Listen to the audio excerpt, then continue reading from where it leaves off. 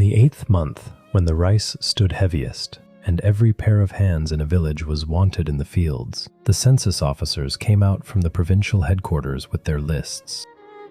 The lists had been compiled from household registers copied every 6 years onto sheets of paper that were then bundled, sealed, and stored. A registered household owed grain, cloth, labor, and men. The men were the hardest part to collect. The system that produced those lists had been imported from Tang, China during the previous century and a half, and it was, on paper, a fine piece of administrative engineering. Land was to be measured, divided, and allotted to each adult by a fixed formula, then redistributed when that adult died. Taxes came in 3 forms: a share of the rice crop, a length of cloth or a local product, and a stretch of unpaid labor owed to the province. From the same registers came the conscripts. Roughly 1 adult male in 3 or 4 was liable, and the liability fell on him without regard to whether his family could spare him. Japan turned out to be an unusually difficult country in which to run such a system. The interior of Honshu is mountain, steep and forested, cut by short, fast rivers that flood in summer. Roads cross the ranges at a walking pace and no faster. A tax convoy from the northern provinces to the capital took weeks, and much of what it carried was eaten on the way by the men carrying it.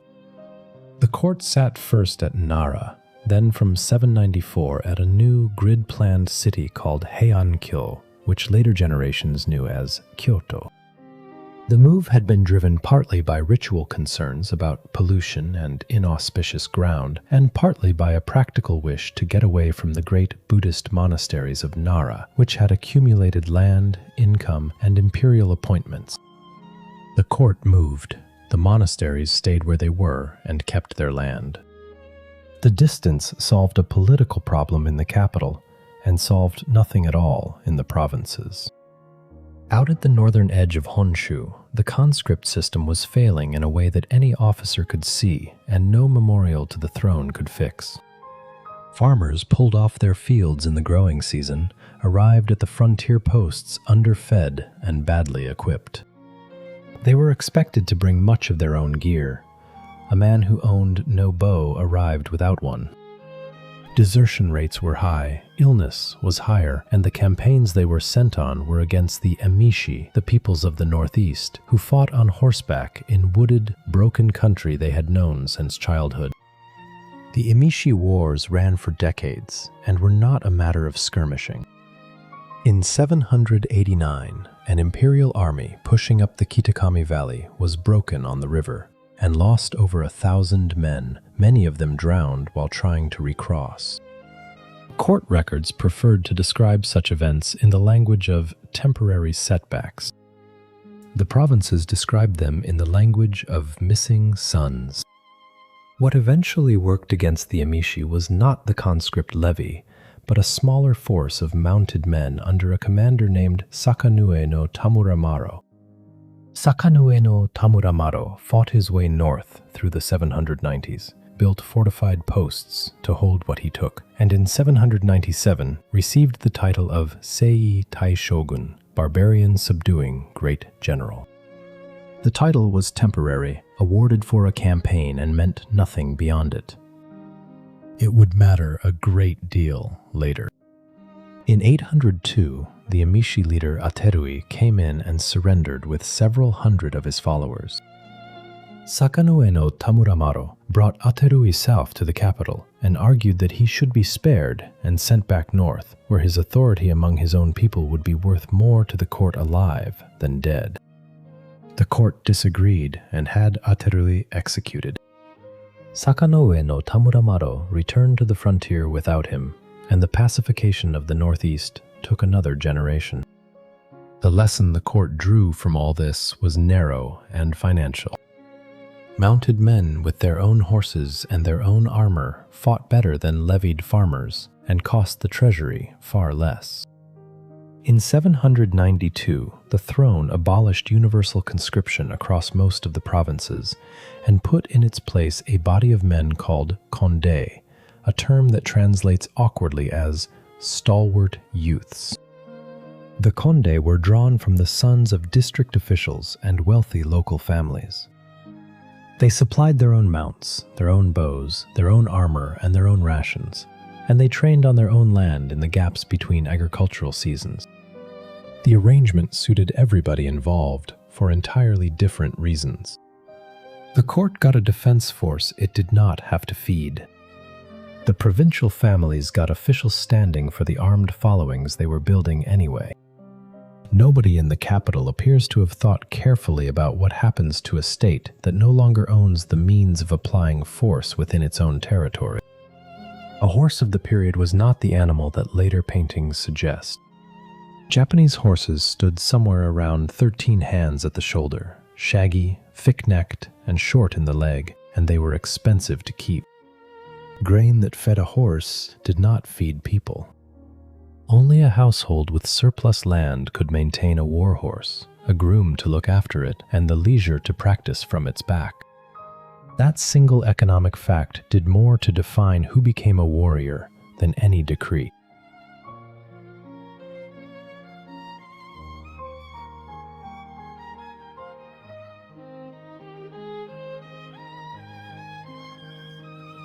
The word samurai came from the verb saburao, to attend upon, to wait at the side of.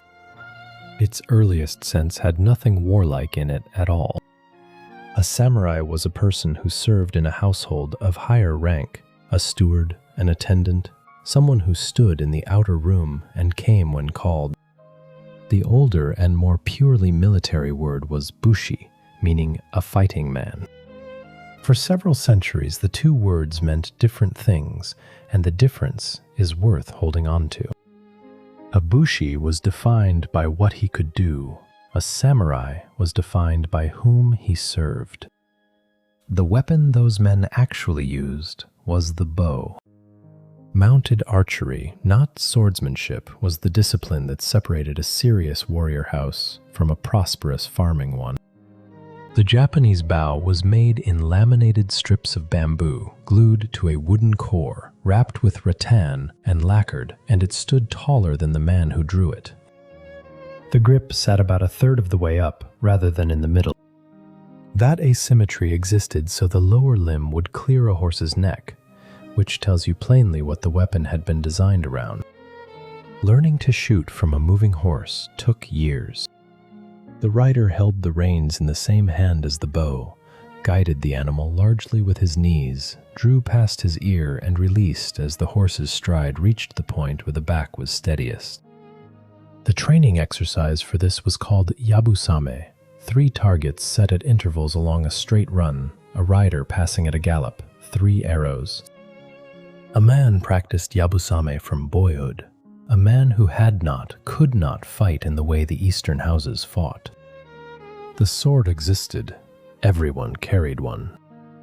It was the tool a man reached for when his quiver was empty, or when a fight closed to arm's length in a burning building.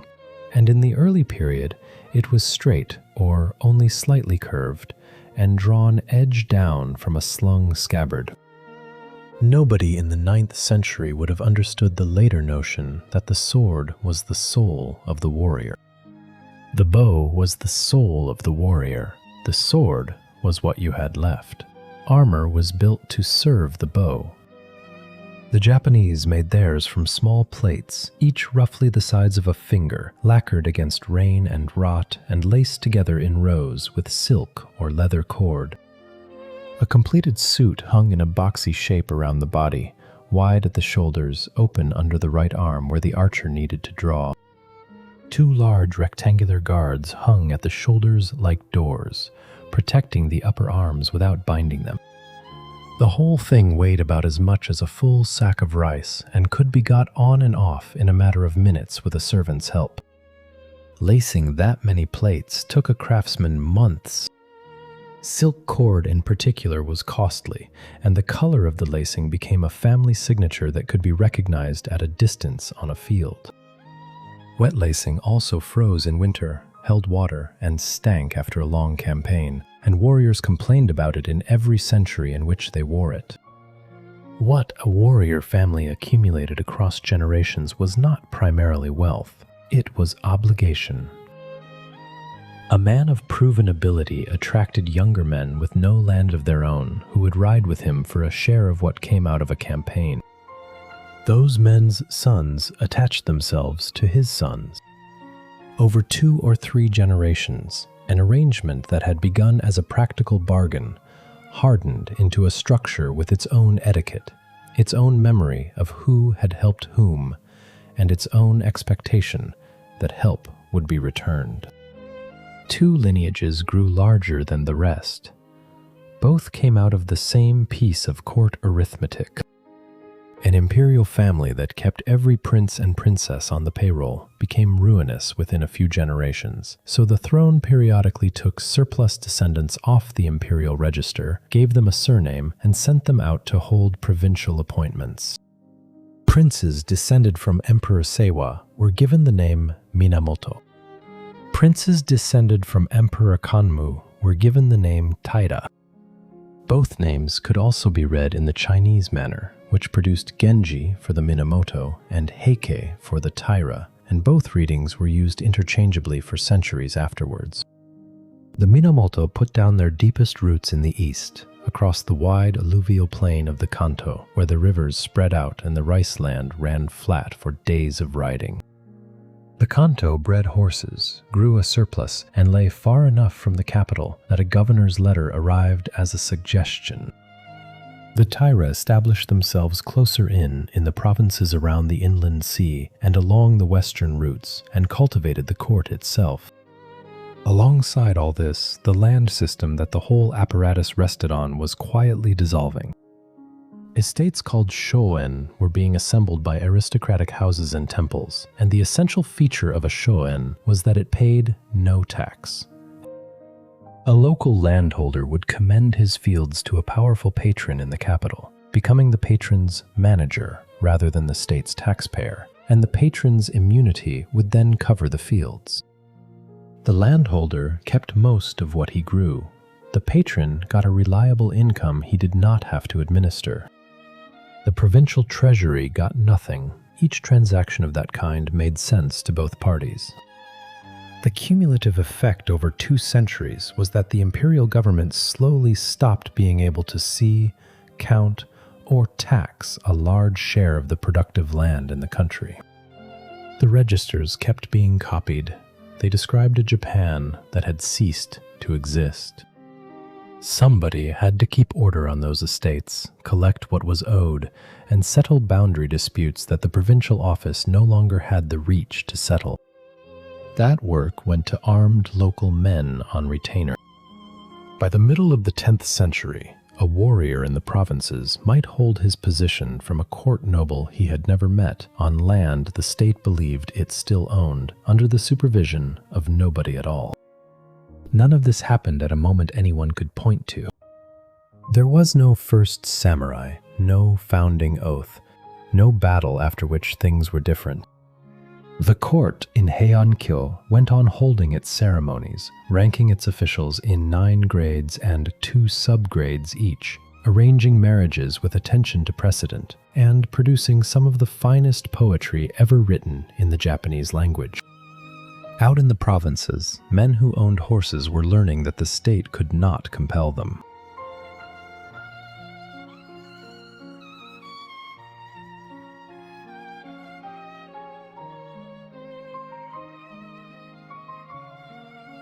Fujiwara daughters and the fires in the capital.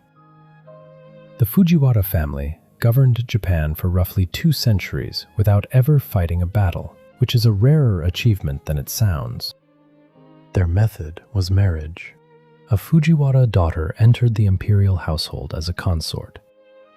If she bore a son and that son became emperor, her father became the maternal grandfather of the sovereign, and, in a culture where a boy was raised in his mother's family's house, the maternal grandfather was the man who actually saw the child every day. The office that formalized this was the regency. A regent governed for an emperor who was a minor, and since Fujiwara-descended emperors could conveniently be enthroned as children and encouraged to abdicate before middle age, there was almost always a minor on the throne. When the emperor came of age, the regent changed his title to Chief Advisor and carried on. The paperwork changed. The man did not. Fujiwara no Michinaga brought the arrangement to its highest point in the early 11th century. 3 of his daughters became imperial consorts. His grandsons sat on the throne. He held vast estate income, controlled appointments across the provinces, and built a temple hall at Uji, faced in gold, to represent the Western Paradise, which stands today. At a banquet, he composed a short poem comparing his own fortunes to the full moon, with nothing missing from it. He never bothered to take the regent's title for himself. He did not require it. The system had 2 structural weaknesses, and both took a long time to show. The first was biological. It depended on Fujiwara daughters producing imperial sons at the right moment, and daughters and sons do not arrive to a schedule. When a generation failed to deliver, an emperor came to the throne whose mother was not a Fujiwara, and the machinery stalled. The second weakness was that the Fujiwara had no soldiers. The court had a palace guard, largely ceremonial, and beyond it, nothing. Every instrument of Fujiwara power was a document, an appointment, a land grant, a decree. Documents work when the people receiving them expect that refusal will bring consequences. By the 12th century, provincial warriors were beginning to calculate the consequences and find them manageable. A third complication arrived from inside the imperial family itself.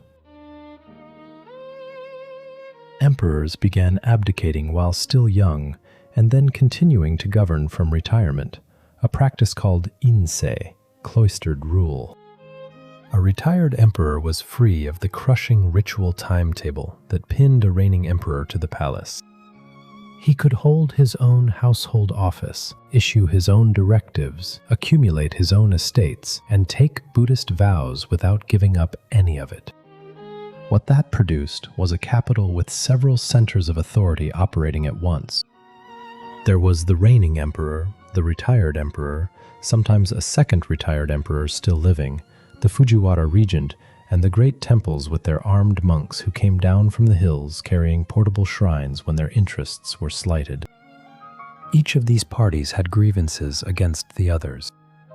Each of them had learned that the way to press a grievance was to find warriors willing to press it for you.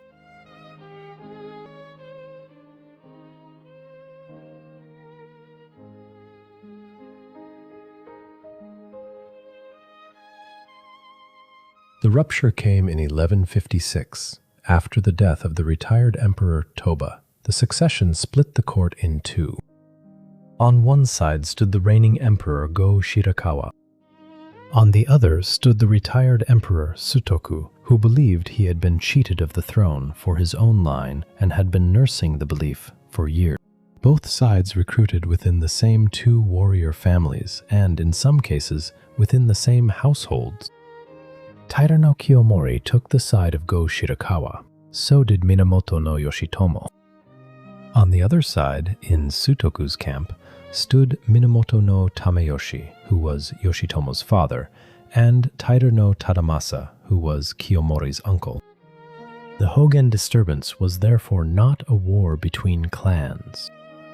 It was a war that ran straight through the middle of both of them. The fighting lasted a single night. Yoshitomo proposed a night attack on the compound where Sutoku's party had gathered. The attack went in before dawn, and archers set fire to the buildings to drive the defenders into the open.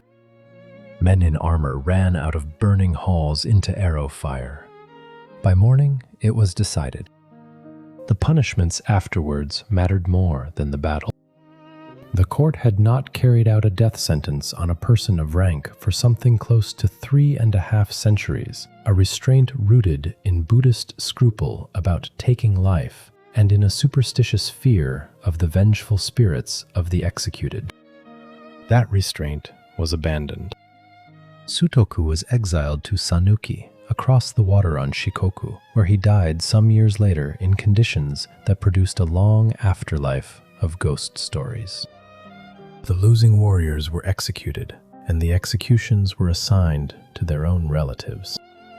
Minamoto no Yoshitomo was ordered to put his father Tamayoshi to death. Yoshitomo tried to have the sentence commuted, failed, and then attempted to delegate the act to a retainer, who declined and killed himself instead. Tamayoshi was executed. Taira no Kiyomori was given the same duty regarding his uncle Tadamasa and carried it out. What the court had done, without appearing to notice, was demonstrate in public that an argument about the imperial succession could be settled in one night by a few hundred mounted men with fire.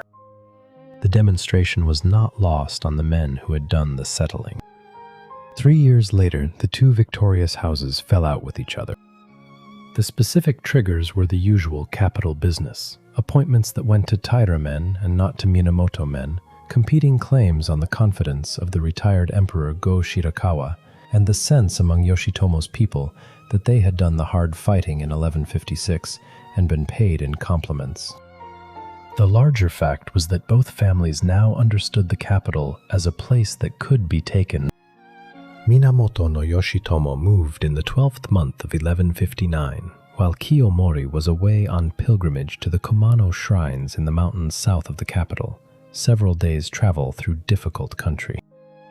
Yoshitomo seized the retired emperor, took the reigning emperor into custody as well, and burned the Sanjo Palace, cutting down those who came out of it. It was a fast and complete opening move, and it depended entirely on Kiyomori being slow to come back. Taira no Kiyomori was not slow. He turned around on the pilgrim road, gathered what men he could as he came, reached the outskirts of the capital, and set about recovering the two emperors by a mixture of negotiation and abduction before fighting a battle. The reigning emperor was smuggled out of the palace in a woman's carriage. Once Kiyomori had the imperial persons in his own hands, Yoshitomo's forces were no longer defenders of the throne. They were rebels, and their allies began to reconsider. The fighting that followed in the streets around the palace went against the Minamoto and then collapsed. Yoshitomo fled east with a small party in winter, was sheltered by a retainer's family in Owari, and was murdered in his bath by his host. His senior kinsmen were hunted down and executed over the following weeks. His eldest surviving son by his principal wife was 13 years old. That boy was Minamoto no Yoritomo. He was caught while trying to reach the eastern provinces and brought back to the capital under guard, and by every precedent of the previous 3 years, he should have been killed.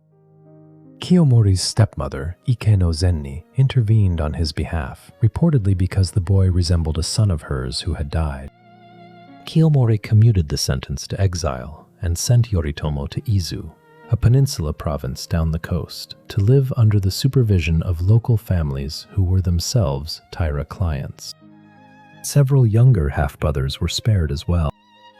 Their mother, a woman called Tokiwa, is said to have come to Kiyomori and offered herself in exchange for her sons' lives. The youngest of them was an infant at the time. He was placed in a monastery on Mount Kurama, north of the capital, and given the religious name Shanao, and he later took the name Yoshitsune. Kiyomori had before him a set of children who could not raise troops, could not inherit, and could be watched. Killing them would have cost him the reputation for restraint he was trying to build with the court. Sparing them cost nothing at the time.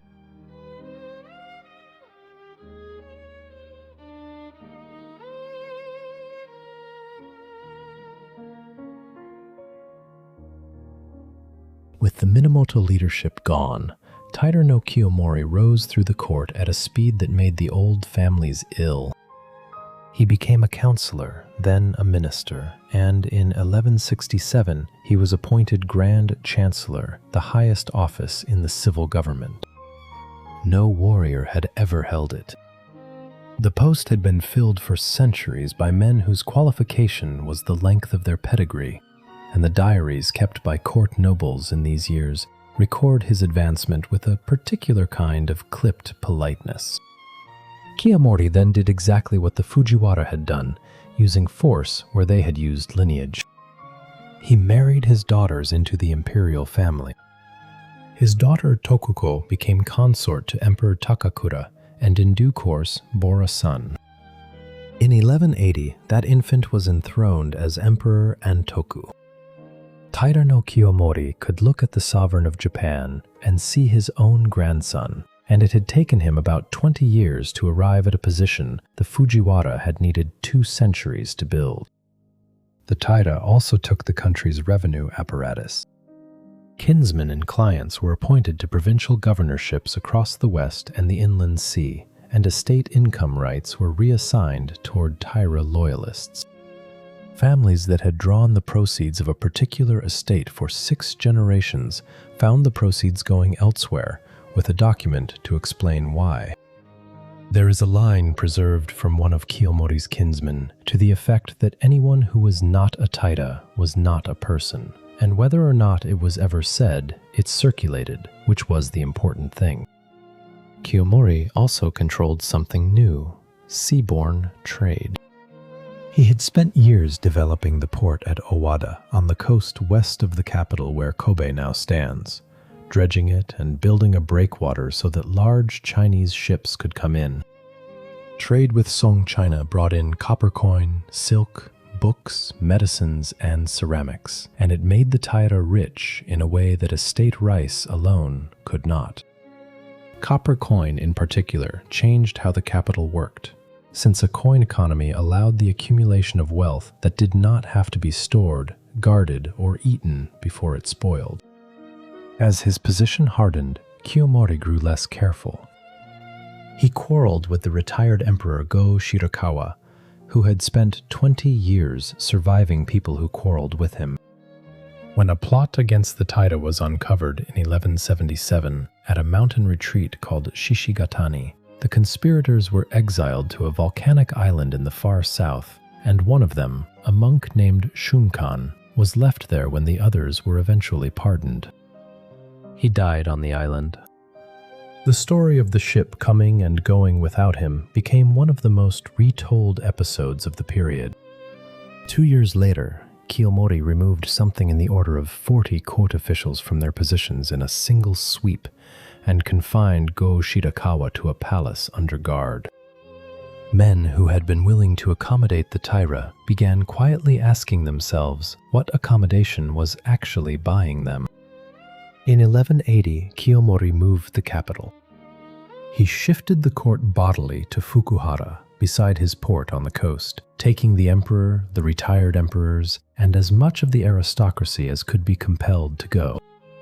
The site was cramped, the ground was wrong, the drainage was bad, and there was nowhere to lay out the ceremonial grid a capital was supposed to have. Courtiers wrote about the mud. Within 6 months, the whole apparatus was moved back to Heian-kyo, having achieved nothing except the alienation of everyone who had been made to pack. The Heian court had for 4 centuries managed its quarrels through precedent, marriage, and the careful arrangement of appearances. It had let armed men through the gates twice to settle its internal disputes. The armed men were now running the building and had begun rearranging the furniture.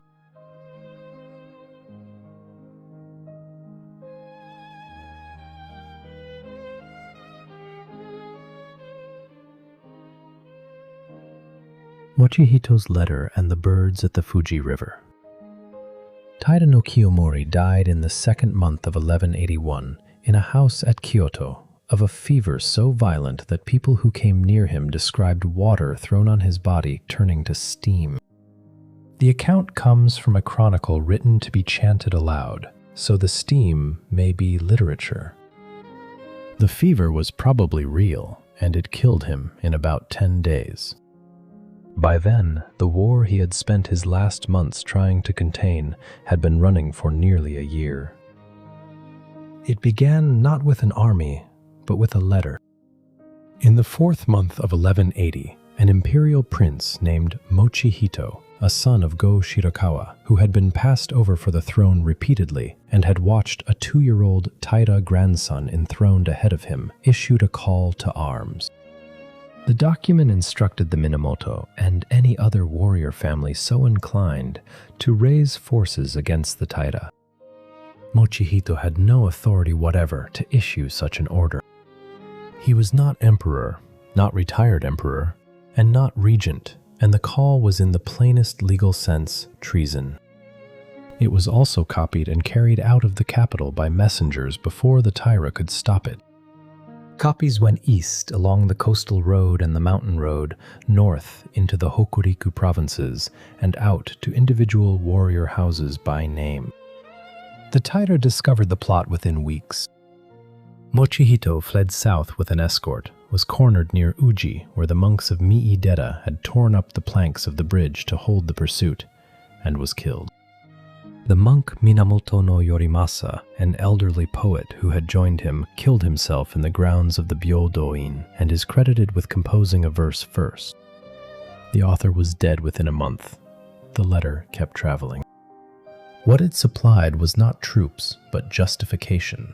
And in a political culture where a warrior needed a piece of paper in order to be a loyal subject rather than a bandit, justification was the scarce commodity.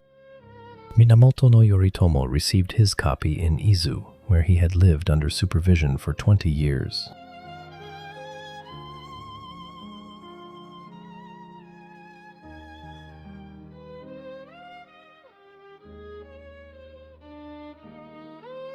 He was in his early 30s.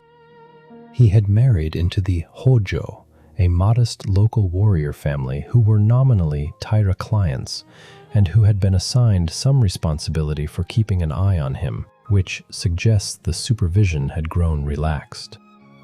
His wife was Hojo Masako, and by every surviving account the marriage had been her decision rather than her father's. Yoritomo had spent 2 decades doing very little in public and a great deal in private. He knew which families in Izu and Sagami and Musashi had lost estate income to Taira reassignments. He knew which had feuds with which. He had corresponded, made small loans of influence, and stood as sponsor at ceremonies. When he moved with a list. His first attempt failed. In the 8th month of 1180, he attacked and killed the local Taira deputy in Izu, gathered perhaps 300 men, and was intercepted at Ishibashiyama by a much larger force in heavy rain. His party was scattered on a wooded hillside in the dark. Yoritomo escaped over the hills to the coast and crossed by boat to the Boso Peninsula with a handful of followers, and there is a story that he spent a night hidden inside a hollow tree while a pursuer, who recognized him, looked in and reported nothing. The failure did not matter, and the reason it did not matter is the whole shape of the war. Within weeks of landing across the bay, Yoritomo was joined by the Chiba, then by the Miura, then by the Kazusa, then by families whose names filled out the register of the entire eastern plain. 2 months after being routed with 300 men, he was moving west with tens of thousands. The Taira had managed the Kanto for 20 years in a manner that had left almost nobody there attached to them. Yoritomo did not march on the capital. He turned aside to a fishing village on the coast called Kamakura, which had a Minamoto shrine and a family association going back a century, and made it his base. The choice was geographical. Kamakura sits in a bowl with steep wooded ridges on 3 sides and the sea on the 4th, and the only ways in overland are narrow cuts through the hills that a few men can hold. It was defensible against a country that had not yet decided about him, and it was 300 kilometers from the court. There he began the unglamorous work. Oaths of allegiance were taken individually and recorded.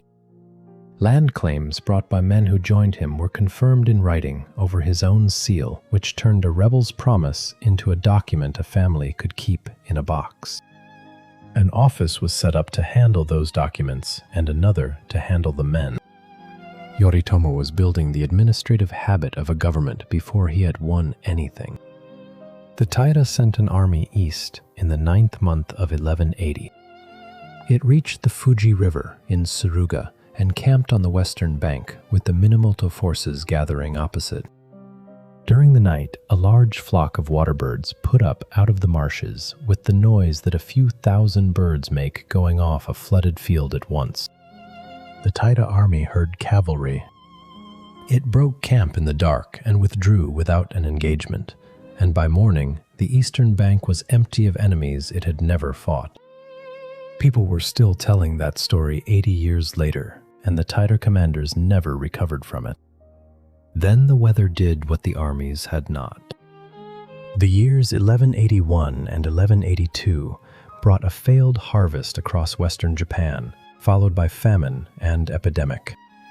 Contemporary accounts describe corpses in the Kyoto streets and priests going out to write a syllable on the forehead of each body so that the dead might receive some merit. One monk who counted them over a period of months in the capital arrived at a figure above 40,000 and stopped counting. Armies could not be fed. The war paused because there was nothing to move on. When it resumed, it came from a direction nobody had prepared for. A cousin of Yoritomo, named Minamoto no Yoshinaka, had been raised in the mountains of Shinano in the middle of the country and had built his own following there entirely independently. Yoshinaka came down through the northern route in 1183, broke a large Taira army in a mountain pass at Kurikara, and moved on the capital. The tactic at Kurikara has come down in a form that is probably improved, but is at least consistent with the terrain. Yoshinaka is said to have pinned the Taira in a narrow defile, waited for dark, and then driven a herd of oxen with torches tied to their horns into the head of their column. The Taira force went off the edge of the ravine in the crush. Whatever the details, the army that had been sent to stop him ceased to exist, and the road to Kyoto was open. The Taira did not defend the capital. In the 7th month of 1183 they left it, taking the 6-year-old Emperor Antoku with them, and taking the 3 imperial regalia, the sword, the mirror, and the jewel. The regalia were not ornaments. They were the physical proof of legitimate rule, handed down in the imperial line, and an enthronement without them was a ceremony with a hole in the middle. The Taira understood this completely, which is why they packed them. Minamoto no Yoshinaka entered Kyoto in triumph and began to destroy himself within a fortnight. His troops were mountain men who had been on campaign for months and arrived in a city that was still short of food after 2 famine years. They took what they wanted. The nobility, who had expected liberation, found themselves being robbed by a different set of soldiers with worse manners. Yoshinaka himself, whose court etiquette was that of a Shinano Valley, became the subject of a running joke about how he got into and out of an ox carriage. Worse, he backed the wrong candidate for the vacant throne, quarreled with Go Shirakawa, and eventually attacked the retired emperor's residence and put him under guard. Within 6 months of entering the capital as its savior, Minamoto no Yoshinaka had produced a broad consensus in Kyoto that somebody else should be running it. Yoritomo, still in Kamakura, sent 2 of his half-brothers west to deal with the cousin. Minamoto no Noriyori commanded the larger force. The younger, Minamoto no Yoshitsune, had come out of the monastery on Mount Kurama years earlier without taking vows, spent his youth in the far north as a guest of the Fujiwara lords of Hiraizumi, and joined his brother at Kamakura in 1180. He was in his mid-20s, small, and, as it turned out, the most inventive field commander in the war. Yoshinaka was caught at Uji and Seta in the first month of 1184, driven out of the capital, and killed in the frozen paddy fields at Awazu. His horse went through the ice, an arrow took him in the face while it struggled, and that was the end of the northern Minamoto claim. His death removed the last rival for command of the Minamoto cause, which was very probably what Yoritomo had sent his brothers to accomplish.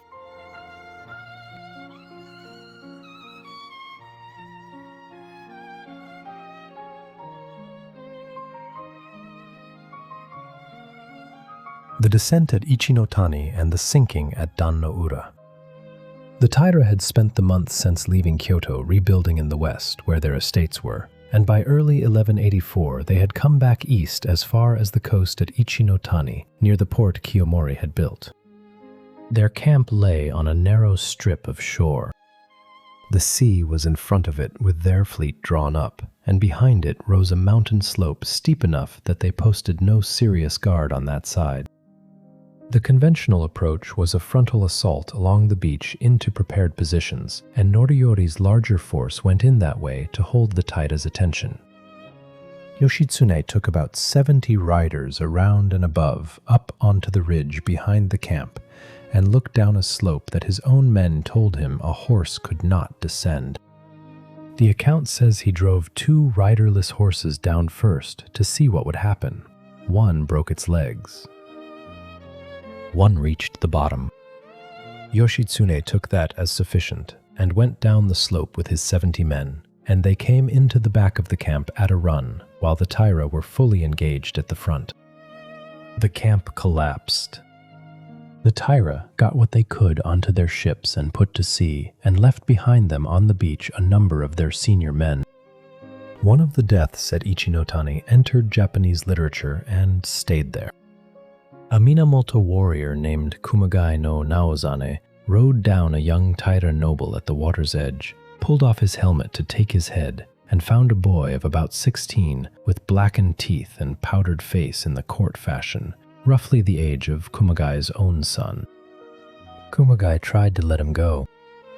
Other Minamoto riders were coming along the beach, and letting him go meant only that somebody less troubled would do it. Kumagai killed him, found a flute in a brocade bag at his waist, and afterwards took Buddhist vows. The boy was Taira no Atsumori. The surviving Taira withdrew to the inland sea, the long, sheltered water between Honshu and Shikoku, where they held the advantage. They had ships, crews, and generations of experience with those tides and channels. The Minamoto were horsemen from a plain and had almost no navy at all. Yoshitsune spent the rest of 1184 acquiring one, largely by making arrangements with local sea lords along the coasts who had been supplying the Taira and could be persuaded to stop.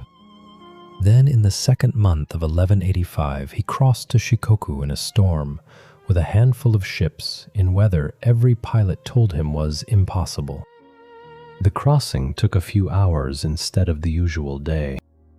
He landed behind the Taira position at Yashima, set fire to buildings inland to suggest a much larger force, and attacked from the landward side while the defenders were watching the sea. The Taira went back to their ships again, and the fighting at Yashima produced the second of the war's famous set pieces. A Taira ship stood offshore with a fan mounted on a pole at its mast, an invitation to any Minamoto archer who thought he could hit it. The shot was made from horseback in the surf by a young warrior named Nasu no Yoichi, at a range that the chronicle gives as far enough to make the attempt foolish, and the fan came off the pole. Both fleets are said to have applauded. Then the fighting resumed. The last battle came a month later at Dan no Ura, in the strait at the western end of Honshu, where the inland sea empties into the open water. On the 24th day of the 3rd month of 1185, the two fleets met in a channel with a tidal current that reverses. The Taira had the current with them at the start of the day and used it. By afternoon it had turned, and the Taira ships were being carried back against their own line. The engagement was decided by defection as much as by fighting. A Taira allied commander named Taguchi Shigeyoshi went over to the Minamoto during the battle and told them which ships mattered. The Taira had put the emperor and the regalia on an ordinary-looking vessel, and their armed men on the grand ones precisely to prevent this. Once the Minamoto knew which hull to board, the deception was worth nothing. When the Taira understood that the day was lost, they began going over the side. Taira no Tomomori, one of the senior commanders and the man who had planned the battle, is described as putting on a second suit of armor, or in another version, taking up an anchor, in order to be heavy enough to sink, and then stepping off the deck. Others tied themselves together in pairs. The Emperor Antoku was 7 years old. His grandmother, Kiyomori's widow, who had taken the religious name Ni no Ama, dressed him, put the sword and the jewel into her robes, took the child in her arms, and told him that there was a capital beneath the waves as well. Then she went into the water with him. The boy drowned. He had been emperor since he was 2. The sacred sword went down with them and was never found. The jewel in a lacquered box floated and was recovered. The mirror was taken from a ship intact. The court in Kyoto was left with 2 of the 3 regalia, and a theological problem it addressed by having a replacement sword made from the imperial collection, installing it, and declining to discuss the matter at length for the next several centuries. Taira no Munemori, the head of the clan since his father's death, was pulled out of the water alive along with his son, brought east to Kamakura, displayed, and then executed on the road back. Kiyomori's daughter Tokuko, Antoku's mother, went into the sea and was fished out by her hair with a rake.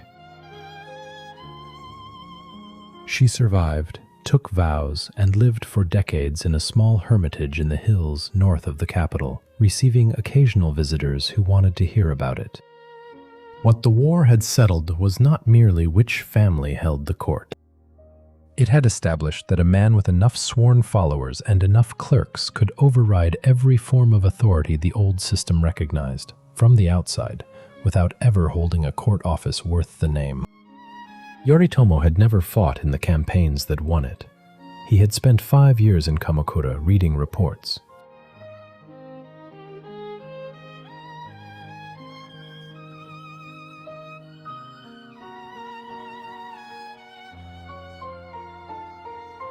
Yoritomo did not go to the capital after the war. He had not gone during it, and he did not go after it, and the decision was the most consequential he ever made. He had watched the Taira enter the court, take its offices, marry into the imperial family, adopt its dress and its poetry and its factional quarrels, and then discover that they had become a party inside the capital's politics rather than a power outside it. Court society absorbed people. It gave them rank, which they came to want, and obligations, which consumed their time, and enemies whose grievances were 3 generations old. Yoritomo declined the whole arrangement. He accepted honors through intermediaries, sent representatives to ceremonies, and stayed in the East among the families whose oaths he held. His government was built out of people, not offices. The core of it was a body of men called Gokenin, housemen, who had personally pledged themselves to Yoritomo and received in return his confirmation of their land holdings. Each relationship was individual, and each was documented. A Gokenin's title to his fields rested on a paper from Kamakura, and that paper was worth more in practice than a court decree, because Kamakura would send men to enforce it. This has often been called feudalism, and the comparison to Europe leaks in both directions. There was no chain of sub-infeudation, no notion that the land was granted from above in the first place, and no contract in the legal sense.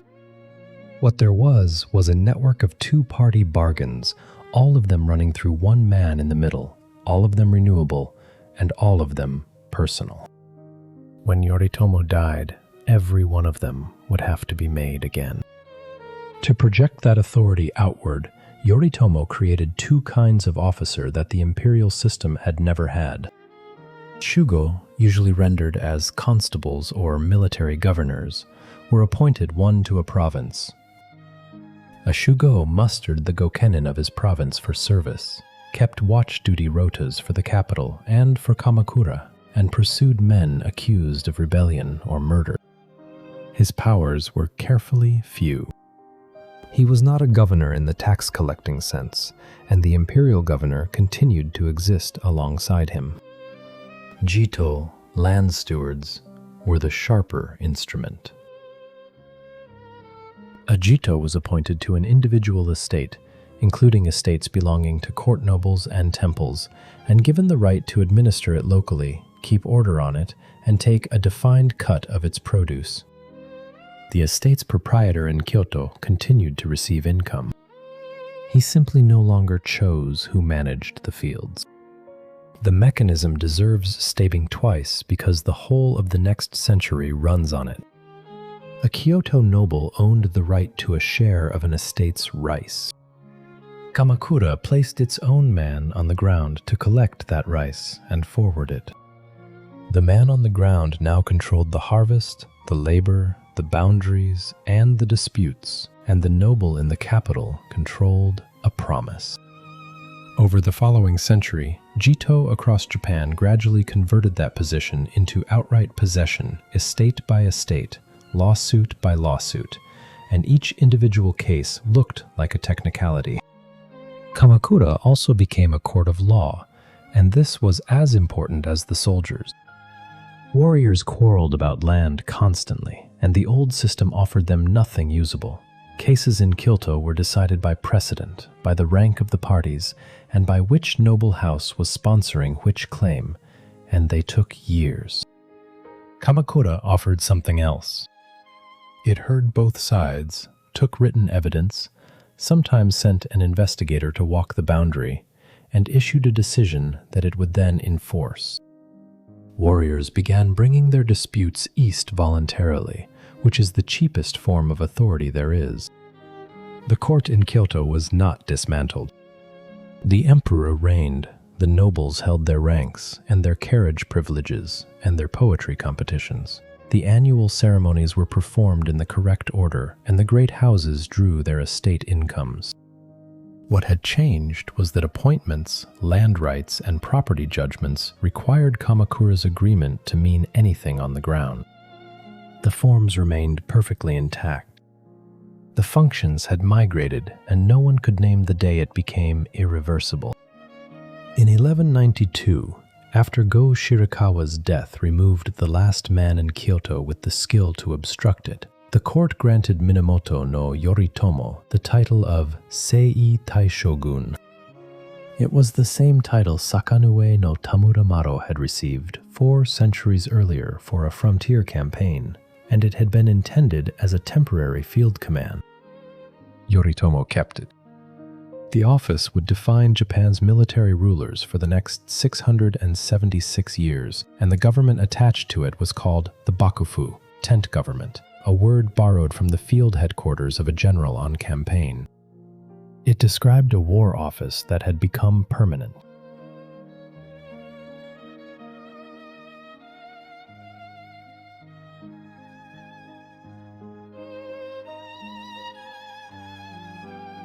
There was one piece of unfinished business, and it shows Yoritomo's character more clearly than anything else he did.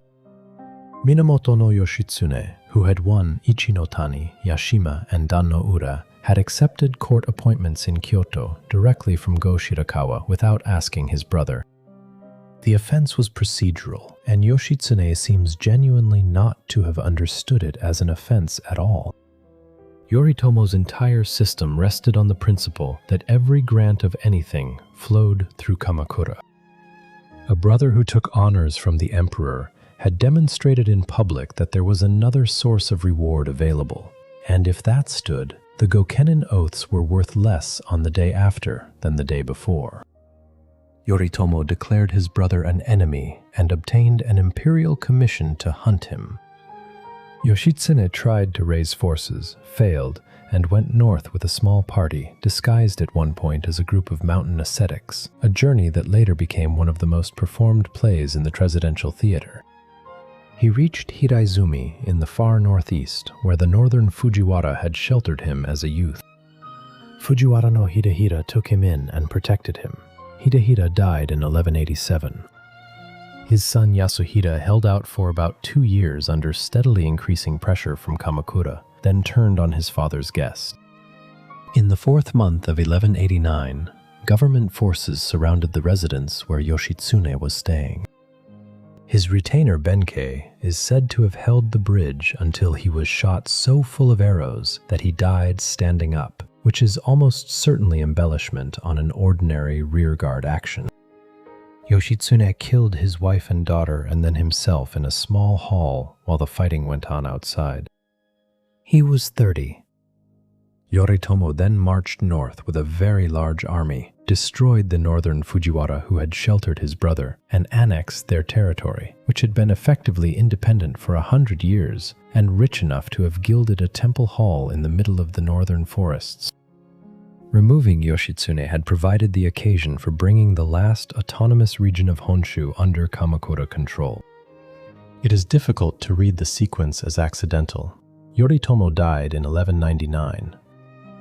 The most repeated account says he fell from his horse riding back from the dedication of a bridge and never properly recovered. The chronicle compiled by his own government skips the period entirely, which has kept the speculation alive for 8 centuries. He was 52. His sons did not last. Minamoto no Yoriie, the elder, was shunted aside within a few years by a council of senior vassals who reduced him to signing what they put in front of him, then removed, confined at a hot spring town, and killed.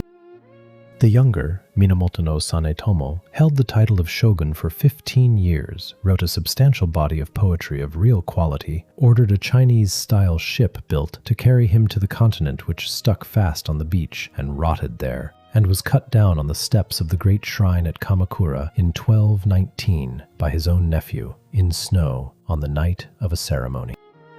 The nephew was executed within hours. With him, the direct Minamoto line of shoguns ended, 20 years after Yoritomo's death.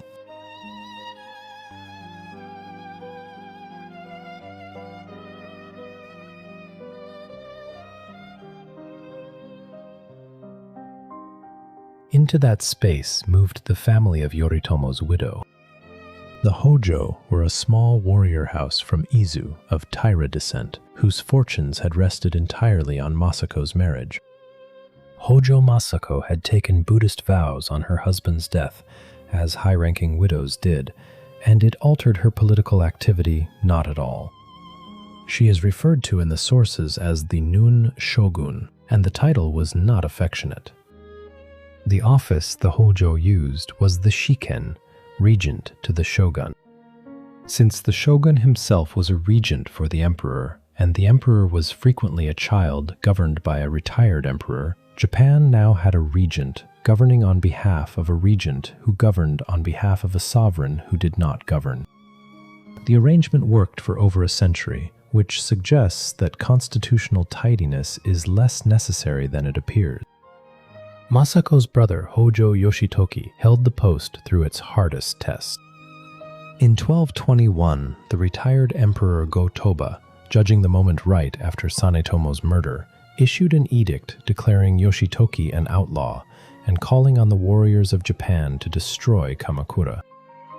Go-Toba appears to have believed that Gokenin loyalty was thin and that an imperial command would dissolve it. Masako assembled the Kamakura vassals and spoke to them, reminding them what Yoritomo had given them and what the court had given them before him, which was very little. The eastern warriors marched west in 3 columns within days. They took the capital in about a month.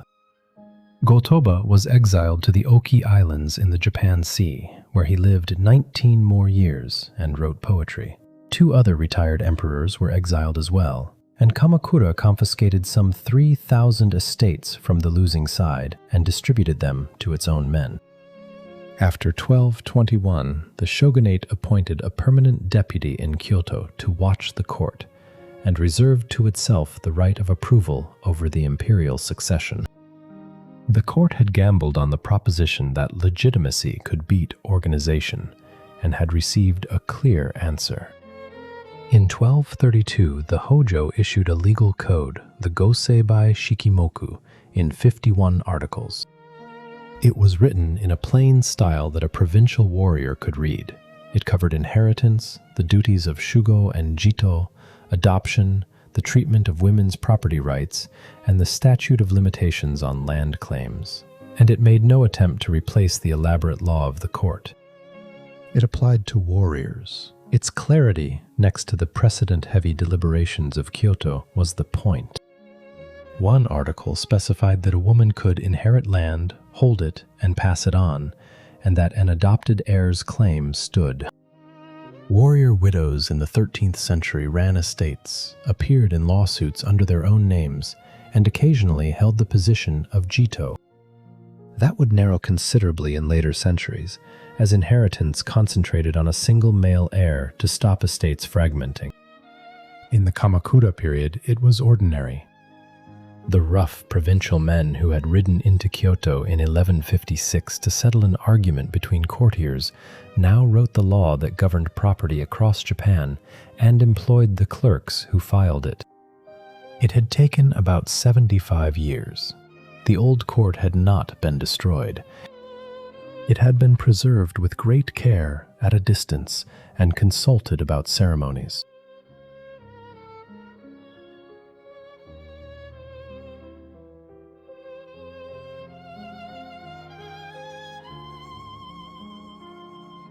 For most of the 13th century, Japan had no reason to think about the sea as anything but weather.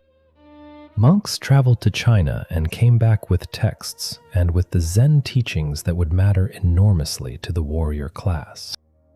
Merchants moved copper, sulfur, and swords out, and coin, silk, and ceramics in. Nobody across the water had shown any interest in the islands themselves. That ended in 1268, when a letter arrived at the Zaifu, the old administrative headquarters in northern Kyushu, carried by envoys from Korea and bearing the seal of Kublai Khan. Kublai Khan at that point was in the middle of assembling the largest contiguous land empire that has ever existed.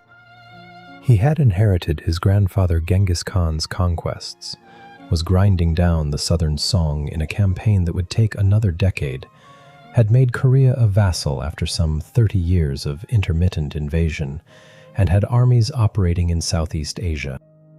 The letter was courteous. It suggested that Japan enter into relations, acknowledge the Mongol court, and send tribute, and it observed that nobody wished to resort to arms.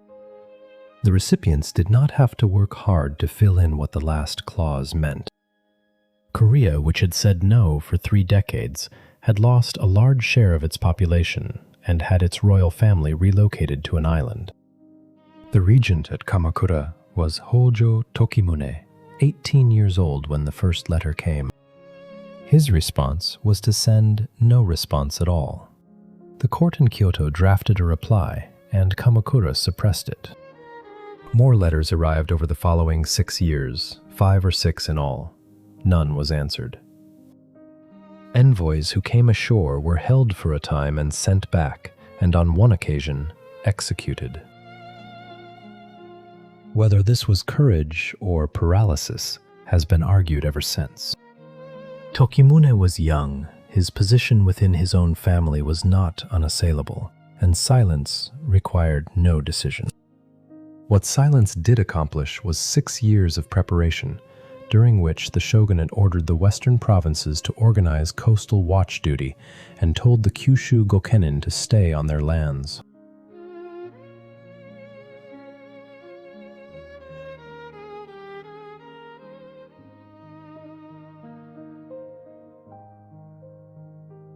The first fleet sailed from Korea in the 10th month of 1274. Estimates of its size vary widely, and the surviving numbers are unreliable in the ordinary way of medieval numbers, but something in the range of 20 to 40,000 men crossed in several hundred Korean-built ships, the contingents Mongol, Chinese, and Korean. They took Tsushima, the long island in the middle of the strait, and killed the garrison there, then Iki. Then they came into Hakata Bay on the north coast of Kyushu. What happened on that beach was less a battle than a collision between 2 mutually unintelligible ideas of what fighting was. Japanese warfare had been refined over a century into a contest of individual reputation. A battle opened with formalities. A warrior rode out, announced his name, his lineage, and his notable ancestors, and invited an opponent of comparable standing to meet him. Fighting was witnessed and recorded because reward depended on proof, and warriors traveled with attendants whose function was partly to witness. A man collected heads and presented them afterwards for verification. The system was not decorative. It was the payroll. The Mongol army had no interest in any of this. It fought in coordinated blocks, maneuvered by drum and flag signal, and shot in volleys on command. The arrows were shorter than Japanese arrows, and some were poisoned. Behind the archers were siege weapons, throwing ceramic shells packed with powder that burst with a noise and a flash that the Japanese sources describe with obvious difficulty, having no vocabulary for it. Fragments of these shells have been recovered from the seabed in Hakata Bay, filled with iron scrap. A samurai who rode forward to announce his ancestry was shot by 50 men who had never heard of his ancestry. The defenders were pushed back off the beach that day toward Dazaifu, and by nightfall the position was poor. Then the Mongol fleet pulled out of the bay during the night, and by the following day it was gone. The reasons have never been settled. A storm may have come up. The Korean crews, who knew the coast and the season, may have refused to lie in an exposed anchorage. The commanders may have concluded that a night ashore in unfamiliar country with a beachhead they had not secured was worse than a night at sea. Ships were lost on the way home. The invasion had lasted about a day. What the shogunate did with the reprieve was practical to the point of dullness. It ordered a wall built along the shore of Hakata Bay. Construction ran for years and produced a stone barrier around 20 kilometers long, roughly 2 meters high, faced with stone on the seaward side, sloped on the landward side so that defenders could ride up onto it. The materials were quarried and hauled by the Kyushu Gokenin. Each family assigned a length of wall proportionate to its landholding, and the assignments were recorded in feet. Nobody wrote poems about the wall. It also worked. The second invasion came in 1281 and was very much larger. Kublai Khan, who had finished off the southern song in the interval and now had their fleet and their crews, assembled two forces. An eastern army of around 40,000 sailed from Korea. A southern army drawn from the conquered Song territories and reportedly around 100,000 strong in perhaps 3,500 ships sailed from the Chinese coast. The two were to meet at Iki and go in together. They did not meet. The Eastern Army arrived first and, rather than wait, tried the beach at Hakata on its own. The wall did what walls do. Mongol tactics depended on landing men and forming them up into blocks, and the beach did not allow it. Boats came in, the men could not get off the shore, and Japanese archers shot down at them from the top of the stonework. The Eastern Army failed to establish itself and withdrew to the islands offshore. The fighting then went on for weeks in the water. Japanese warriors took to attacking the anchored fleet at night in small boats, rowing out in the dark, boarding, fighting on the decks, and setting fires. One raid is recorded in detail because the man who led it commissioned a painted scroll about it afterwards in order to press his claim for reward. Takezaki Suenaga was a Kyushu Gokenin of modest means who had fought in both invasions, and his scroll shows him being wounded, shows the smoke of the bombs, shows him arguing his case in an office in Kamakura, and names the officials who heard him. It is the single most useful surviving document about either campaign, and it exists because a man wanted to be paid. The Southern Army finally arrived in the 7th month, and the combined fleet lay off the coast, crowded, short of water, and lashing ships together for stability. Then a typhoon came through Kyushu. It destroyed a large part of the fleet. Ships that had been chained together in rafts smashed each other apart. Men who had been kept aboard rather than landed drowned in numbers that no source can credibly quantify. Wrecks have been excavated in the shallows off Takashima, and among the finds are anchors, helmets, ceramic bomb casings, and a commander's bronze seal. Survivors who reached shore were killed or enslaved. Kublai Khan planned a third attempt for years, established a bureau to organize it, and never sent it, distracted by rebellion in Manchuria and by campaigns in Vietnam and running out of Korean shipwrights who could bear any more of it. The Japanese called the storm kamikaze, divine wind, and understood it as proof that the gods of the islands defended them. Shrines that had performed protective rites during the crisis submitted claims for reward on the grounds that their prayers had raised the wind, and some of those claims were honored. The belief settled deep and stayed, and it would be taken out and used again 6.5 centuries later.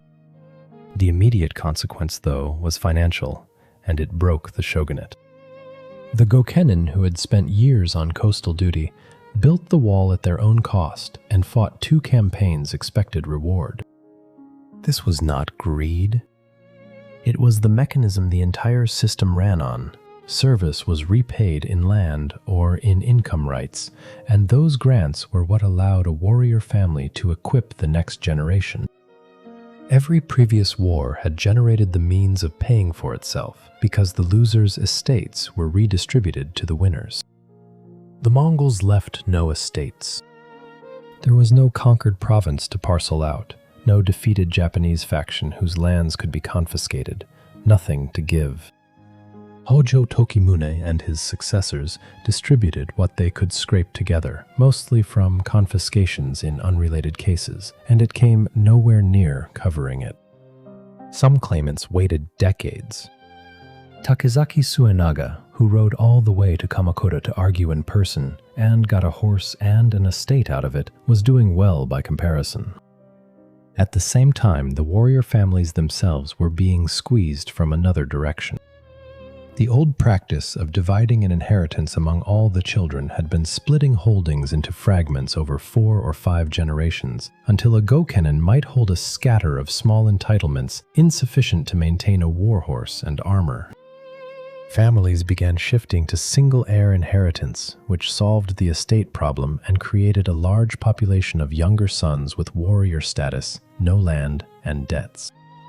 The shogunate tried to legislate its way out. In 1297, it issued a debt cancellation decree, annulling Gokenin debts to moneylenders and ordering land sold under duress returned. The immediate effect was relief. The medium-term effect was that no one would lend to a Gokenin again on any terms, which made the underlying problem worse, and the decree had to be walked back. A government that cannot pay its supporters has a fixed amount of time left. Kamakura had about half a century.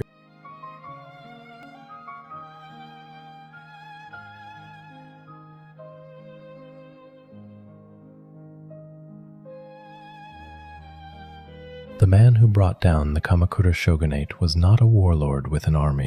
He was an emperor with a conviction. Go-Daigo came to the throne in 1318 at the age of 30, unusually old for the position and unusually determined. And he did not accept the premise everyone else had accepted for 130 years. In his view, the arrangement whereby warriors governed and emperors performed rites was not the natural order of things, but a usurpation of recent date, and a sufficiently energetic sovereign could reverse it. He was right about the history. He was wrong about the reversal. Go-Daigo's position was made sharper by a rule the shogunate itself had imposed. The imperial family had split into 2 lines a few generations earlier, and Kamakura had settled the resulting quarrel by requiring them to alternate, each line taking the throne in turn for a limited reign. Go-Daigo belonged to the junior line and was expected to hand on to a cousin's branch. His own sons would never rule. His reign was, by the terms of the arrangement, a placeholder. He plotted twice. The first conspiracy, in 1324, was discovered before it started. Go-Daigo denied involvement, and his advisors took the punishment. The second, in 1331, forced him out of the capital carrying a false set of regalia. He was caught, deposed and exiled to the Oki Islands, where Go-Toba had been sent a century before. Resistance continued without him, which was the thing Kamakura had not expected. A warrior named Kusunoki Masashige, from a modest family in Kawachi, held out in mountain fortresses south of the capital against forces many times his size, using methods that had nothing to do with the honorable single combat of the chronicles. Kusunoki Masashige built strong points on ridges where an attacker could only come up a narrow track. He rolled logs and boulders down onto columns. He poured boiling water. He built false walls that collapsed outward when climbed, put out dummies in armor to draw arrows, and slipped away by night from a fortress he had set on fire, leaving the besiegers to congratulate themselves on the corpses in the ashes. Kusunoki Masashige tied down large government armies for months with a few thousand men. He did it for a deposed emperor he had met perhaps once. Later centuries turned him into the model of selfless loyalty, and the Meiji government put a bronze statue of him outside the imperial palace. But what he actually demonstrated in 1332 was that the shogunate's field forces could be humiliated by irregular warfare in broken country. Go-Daigo escaped from Oki in 1333, hidden aboard a fishing boat under a load of dried fish, and reached the mainland. Kamakura sent a large army west to finish the business, and put at the head of it one of its most senior commanders, a man of Minamoto descent named Ashikaga Takauji. Takauji reached the capital region, considered his instructions and his prospects, and changed sides. He attacked and destroyed the shogunate's headquarters in Kyoto rather than the emperor's supporters, and declared for Go-Daigo. Within weeks, another eastern commander, Nitta Yoshisada, raised the Kanto and marched on Kamakura itself. The city's defense rested on the ridges and the narrow cuts through them, and those held. Nitta Yoshisada went around by the beach at Inamuragasaki at a low tide that the chronicles credit to a sword thrown into the sea as an offering, and modern writers credit to the moon, and got into the city along the shoreline. Kamakura burned. The last Hojo regent, Takatoki, went with several hundred of his family and retainers into a cave temple in the hills behind the city, and they killed themselves there. Excavations in the area have turned up mass burials of the period. An institution that had governed Japan for 150 years was finished inside a few months of the first defection. Go-Daigo returned to Kyoto and began what he called a restoration of direct imperial rule, known afterwards from the era name as the Kenmu Restoration. He set up new offices, took personal charge of land claims, issued a flood of decrees, and attempted to have every disputed estate in Japan adjudicated in the capital under his own authority. The warriors who had won it for him watched with rising anger. Rewards went to court nobles and temples. Claims from fighting men moved slowly, or were reversed, or were granted twice to different people because the new offices were overwhelmed. A famous piece of graffiti posted on a riverbank in Kyoto in 1334 catalogued the confusion of the times, listing forged documents, sudden promotions of nobodies, and monks running about in armor. Go-Daigo also began a palace-building project and levied taxes for it in a country that had been at war for 3 years. Underneath the administrative chaos was a question nobody in the new government would answer. An imperial administration with no army of its own had to rely on warriors to enforce its decisions, and warriors expected land in return. And Go-Daigo's whole program was premised on the crown recovering land rather than distributing it. Ashikaga Takauji resolved the contradiction in 1335 by turning on Go-Daigo. He went east to put down a Hojo remnant rising, refused the order to come back, took the eastern warriors' oaths himself, and marched on the capital. The fighting swung twice. Takauji took Kyoto, was driven out by Nitta Yoshisada and Kusunoki Masashige, retreated all the way to Kyushu, gathered Western support, and came back up the inland sea with a fleet. Kusunoki Masashige advised the emperor to abandon the capital and fight a long war from the hills, as he knew how to do. Go-Daigo refused and ordered him to meet Takauji in the open. Kusunoki Masashige went, understanding what it meant. At Minato-gawa, near the coast in 1336, his force was surrounded and destroyed, and he and his brother killed each other in a farmhouse after the fighting. The exchange between them, in which they agree they would like to be reborn 7 times over to go on serving the emperor, was quoted at Japanese schoolchildren for the next 600 years. Takauji took Kyoto, installed an emperor from the senior line, and had himself appointed shogun in 1338. His government sat in the Muromachi district of the capital, which gave the period its name, and the choice of location undid Yoritomo's central insight. The Ashikaga shoguns lived in Kyoto among the court and became courtiers. Go-Daigo, meanwhile, escaped south into the mountains of Yoshino with the genuine regalia, declared that the emperor in Kyoto was a fraud, and set up a rival court. Japan now had 2 emperors, 2 sets of era names, 2 lines of legitimate succession, and 2 governments issuing appointments to the same offices. That situation lasted 56 years. It was resolved in 1392 when the 3rd Ashikaga shogun, Yoshimitsu, persuaded the southern court to come in on a promise that the 2 lines would afterwards alternate on the throne. The promise was not kept.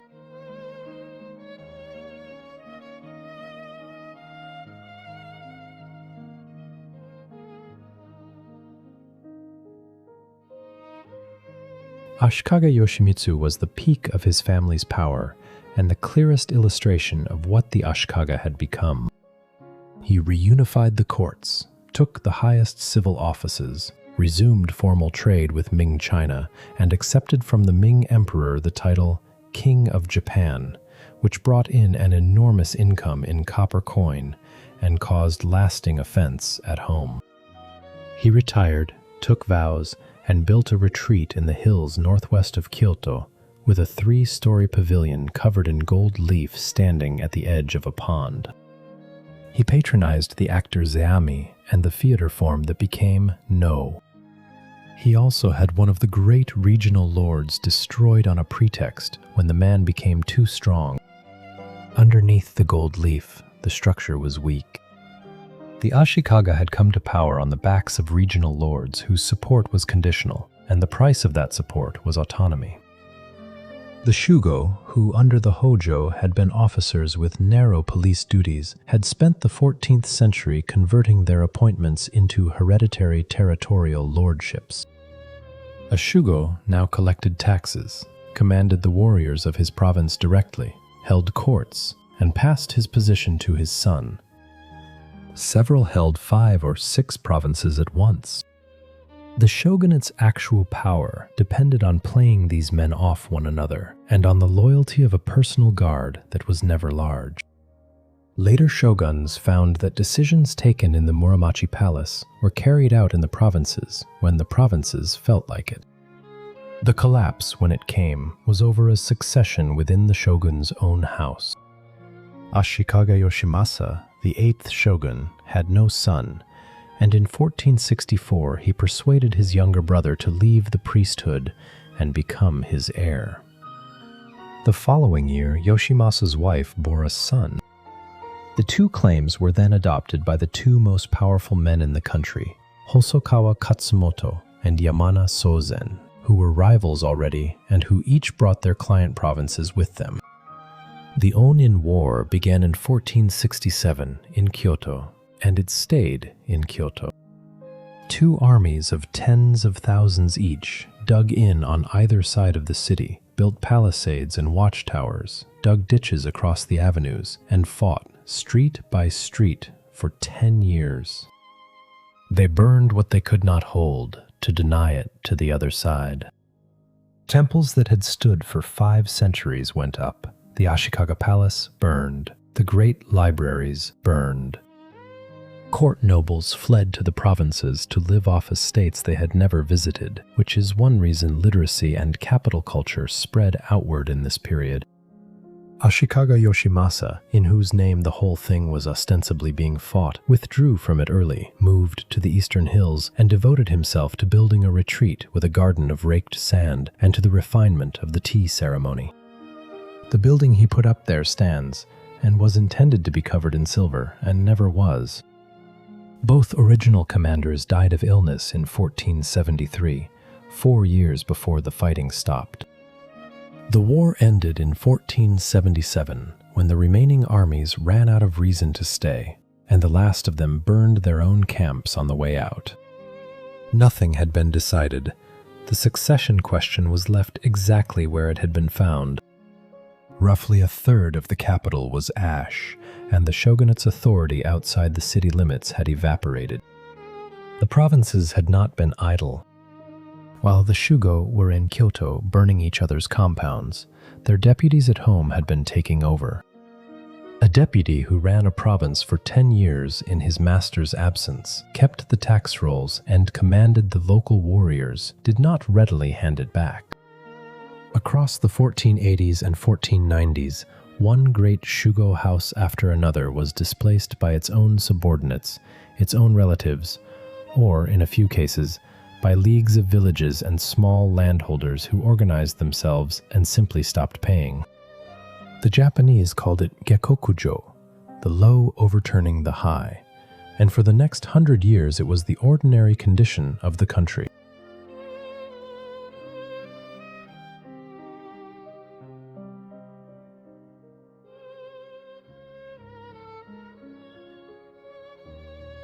A 100 years of provinces at war.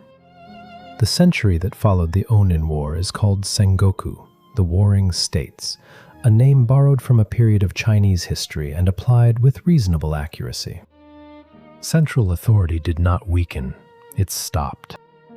The shogun remained in Kyoto with a title, a residence, and an income from a few nearby estates, and outside a day's ride from the capital, his instructions were treated as correspondence.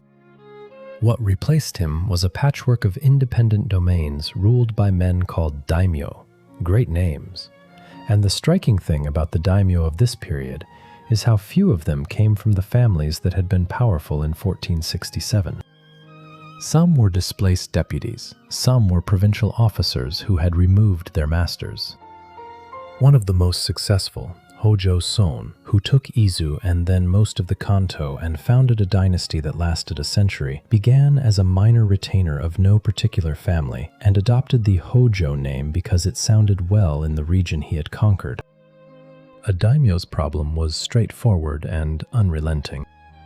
He had to extract enough from his territory to keep an army in the field, and his neighbors had the same problem and the same solution available. Survival required competence in 3 separate crafts, and a man who was good at 2 of them lost his province to a man who was good at all 3. The first was administration. Daimyo surveyed their land, and the surveys were the foundation of everything else. A domain was measured not in area, but in productive capacity, expressed in koku of rice, 1 koku being roughly the amount of rice a person eats in a year, about 180 liters. A village was assessed, the assessment was recorded, the tax was set as a share of it, and military obligation was set from the same figure.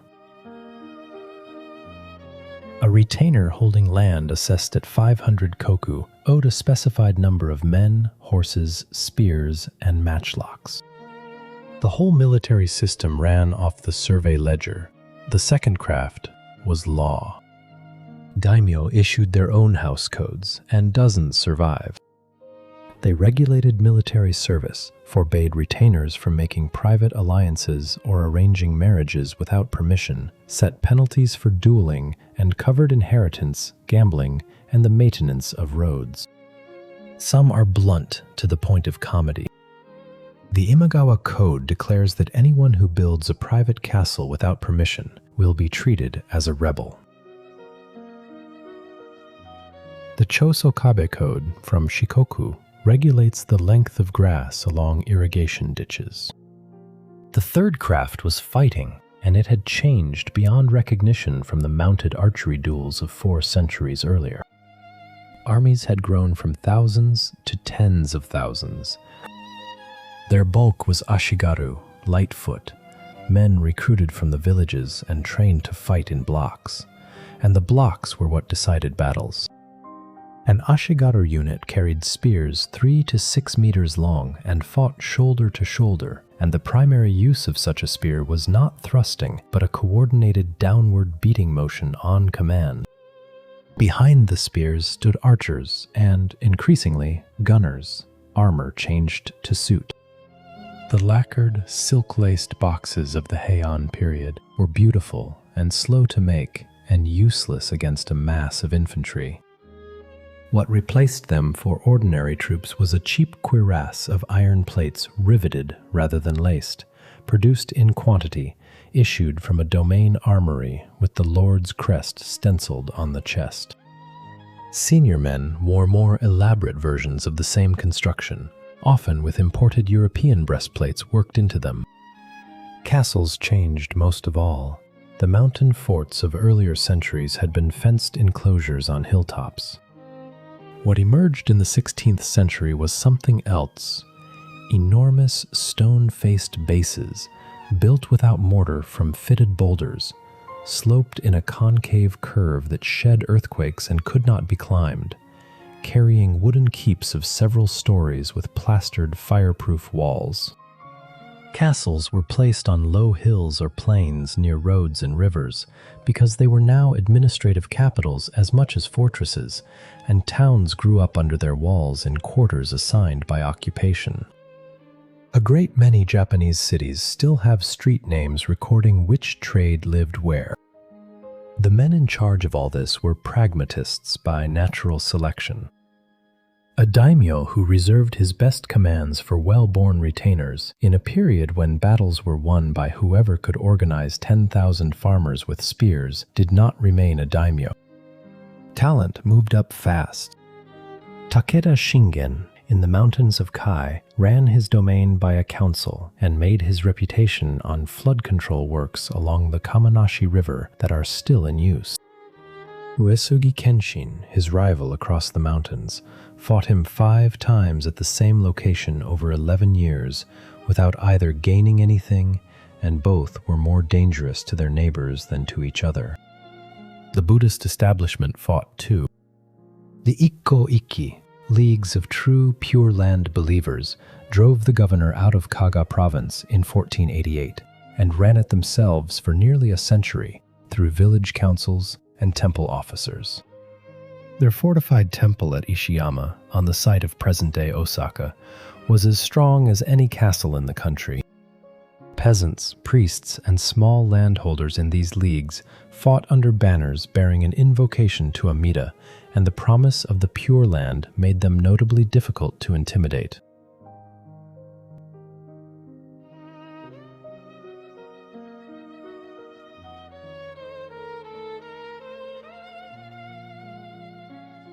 Then, in 1543, a Chinese junk carrying Portuguese passengers was driven onto Tanegashima, a small island south of Kyushu. 2 of the Portuguese had matchlock arquebuses with them. The local lord bought them, reportedly at an extraordinary price, and set his swordsmiths to copying them. The copying took about a year, and the first attempts failed at the breech plug, which had to be threaded, and Japanese smiths had not made screws before. The story goes that the lord's daughter was married to a Portuguese gunsmith to obtain the technique, which may be a romance grown on top of a straightforward commercial transaction. Within a decade, the town of Sakai and the settlement at Kunitomo were producing matchlocks in volume, and by the 1560s, Japan may have had more firearms in it than any country in Europe. For 20 years, though, nobody used them especially well. A matchlock took a trained man perhaps 20 to 30 seconds to reload. It misfired in rain since the burning match had to touch the pan. It was loud, which frightened horses, and inaccurate beyond 80 meters. Most daimyo distributed their guns among their infantry as one element in a mixed formation, where the reload gap made them a nuisance rather than a decision. Solving that gap was a matter of organization, not technology, and the man who solved it came out of a second-rank province in the middle of the country.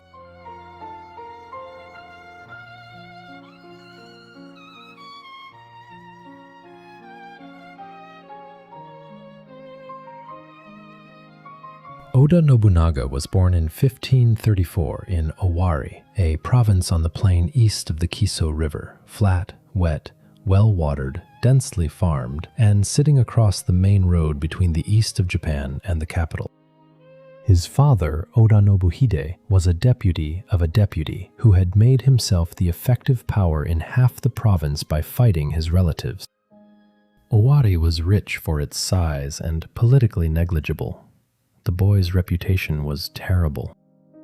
He went about the castle town in a half-fastened robe with a rope for a belt, hung gourds and pouches of snacks off it, ate standing in the street, leant on people's shoulders while talking, and spent his time with the sons of grooms and merchants. The retainers called him the Fool of Owari, and it was not affectionate. At his father's funeral in 1551, he arrived late, in the same disarranged clothing, walked up to the altar, threw a handful of incense at the tablet, and left.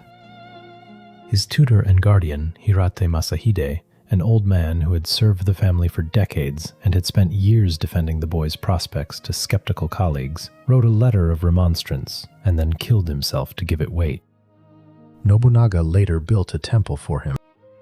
What the retainers had missed was that everything the young Nobunaga did in public was cheap, and everything he did away from it was not. He was drilling with long spears and testing lengths. He was talking with merchants from Sakai about prices and supply.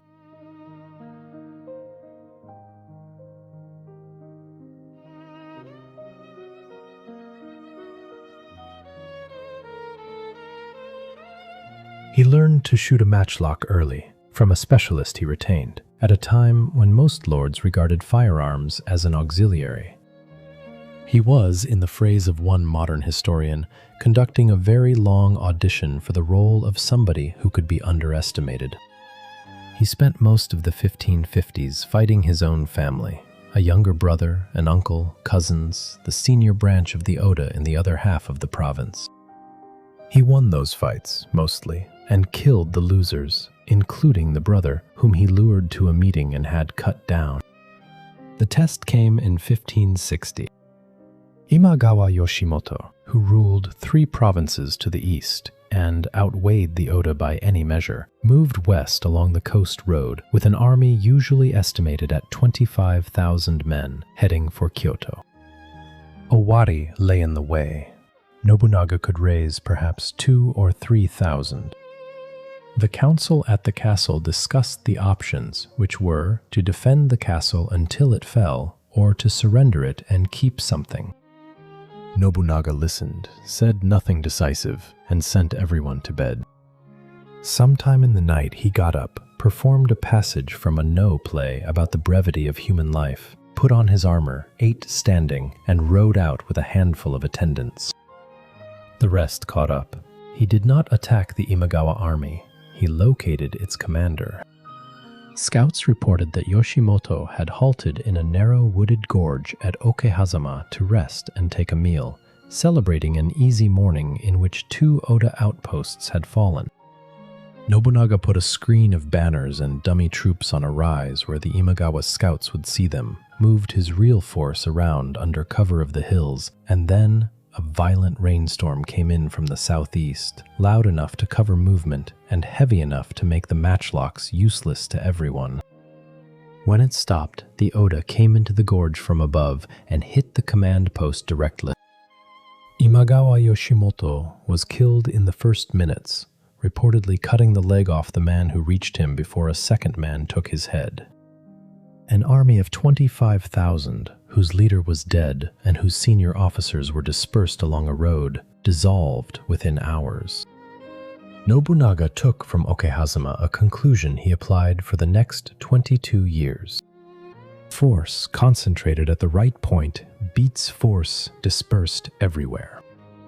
Numbers matter less than knowing where the other man is. Okehazama did not make him powerful. It made him survivable, and it freed his eastern border. It also produced, within 2 years, an alliance with the young lord of Mikawa, the province next door, who had been a hostage of the Imagawa and now had no master. That man later took the name Tokugawa Ieyasu, and the alliance held until Nobunaga's death, which in that century was close to unprecedented. Nobunaga then took the province of Mino to the north in a campaign that ran for years and turned largely on subversion rather than battle. He bought the loyalty of 3 senior retainers of the opposing house, and the castle at Inabayama fell after they changed sides. He renamed the place Gifu, after a mountain in Chinese antiquity from which a dynasty had set out to unify the realm, and had a seal carved reading Tenka Fubu, the realm covered by military force. Nobody who received a document under that seal was in doubt about the program. In 1568, he marched into Kyoto with an army and installed Ashikaga Yoshiaki as shogun. Yoshiaki was the brother of a murdered shogun and had been going from lord to lord for years looking for someone to restore him. Nobunaga restored him, took the credit, and issued orders under the shogunal seal while making the decisions himself. Yoshiaki, who was not stupid, spent the next 5 years writing secretly to every daimyo who might combine against his protector and assembled a coalition that came close to working. Nobunaga expelled him from the capital in 1573. The Ashikaga shogunate, which had lasted 235 years, ended with a man being escorted out of a city and having no means to come back.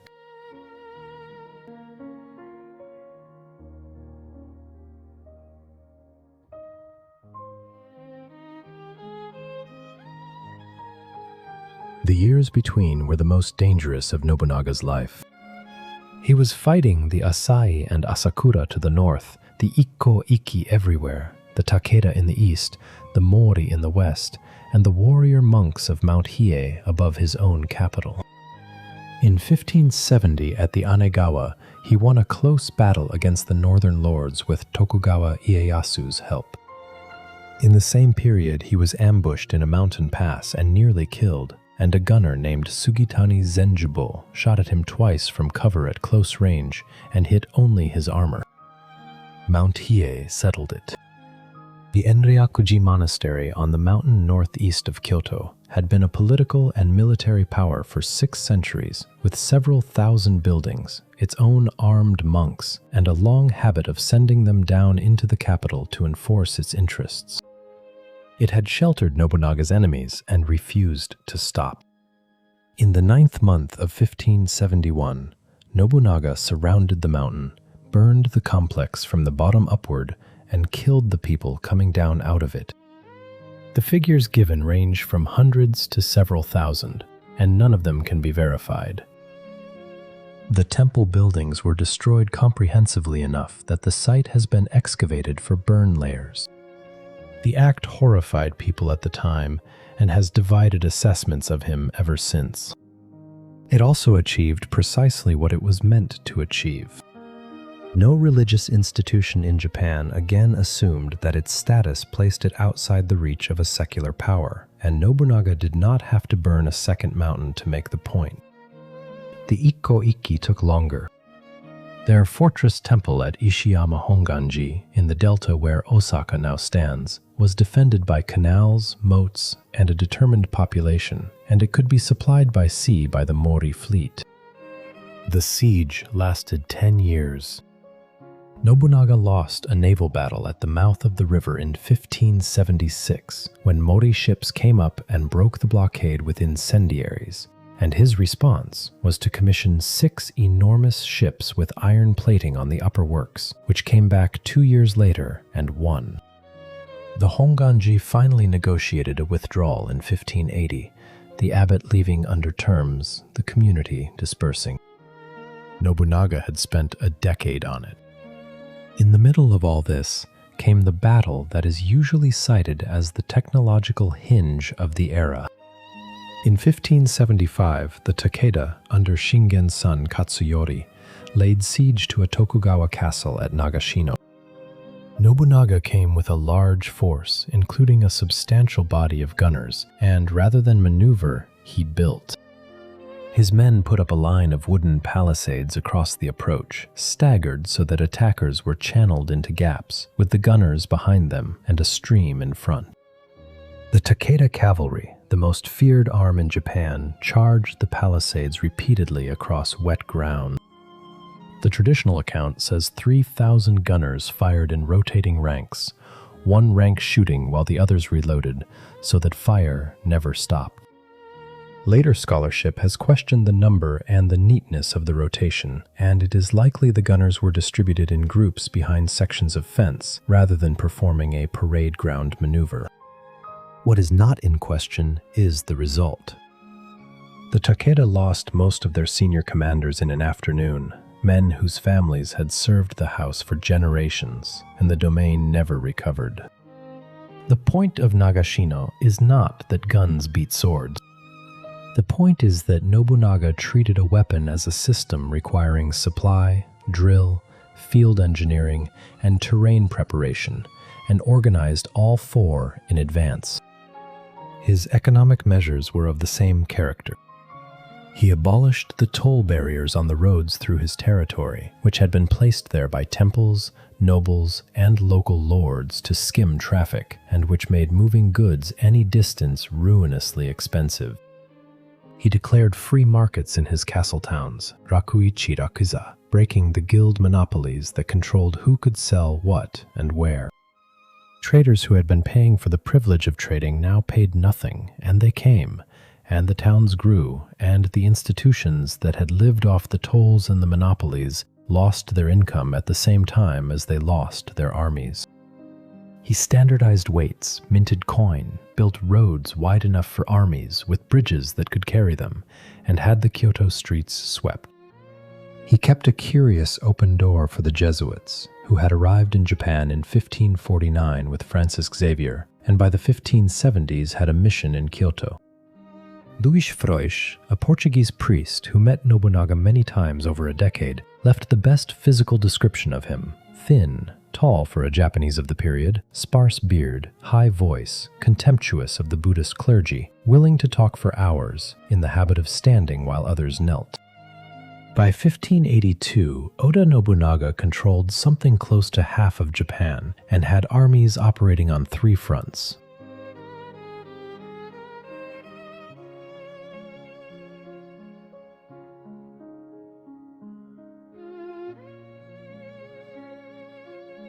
Toyotomi Hideyoshi was in the west against the Mori.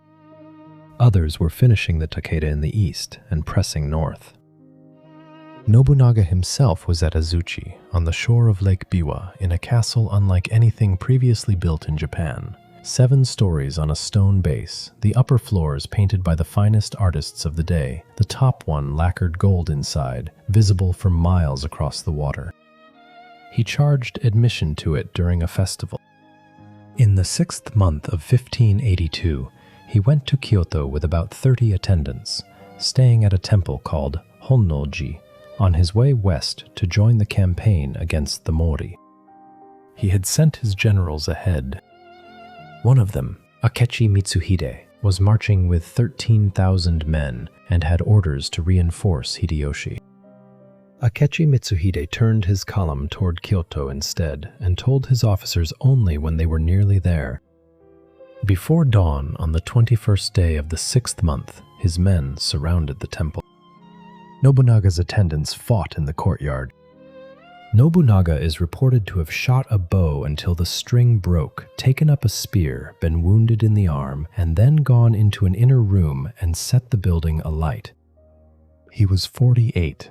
His body was never identified in the ashes, which produced the usual crop of stories. Why Mitsuhide did it has been argued for 440 years without resolution.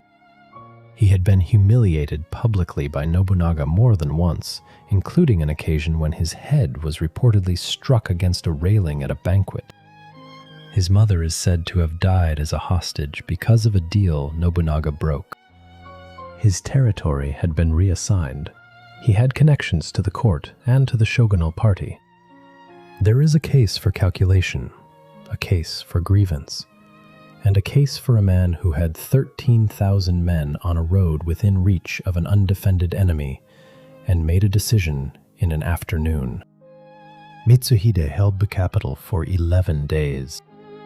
Toyotomi Hideyoshi was born in Owari around 1537 in a village to a family that was either peasant or the very lowest grade of foot soldier, depending on which account is used. And the accounts conflict because Hideyoshi spent the second half of his life obscuring the question. He had no surname worth the name. He had no land, no lineage, and no education to speak of. He entered Nobunaga's service as a youth in some menial position. The most repeated story is that he carried Nobunaga's sandals, and that on a cold morning he warmed them inside his own robe so that his master would not have to step into cold straw, and Nobunaga noticed. The story is too well shaped to trust, and too useful to discard. What is certain is that he rose for 20 years on demonstrated competence. He was a builder before he was a general. He is credited with throwing up a fort at Tsunomata on a contested riverbank in a matter of days by prefabricating the sections upstream and floating them down. He negotiated. He conducted sieges by flooding, by cutting water supplies, by buying the garrison. He administered captured provinces so that they produced revenue in the following year, which was rarer than winning battles and far more useful to Nobunaga. Nobunaga called him monkey and sometimes bald rat in letters that survive.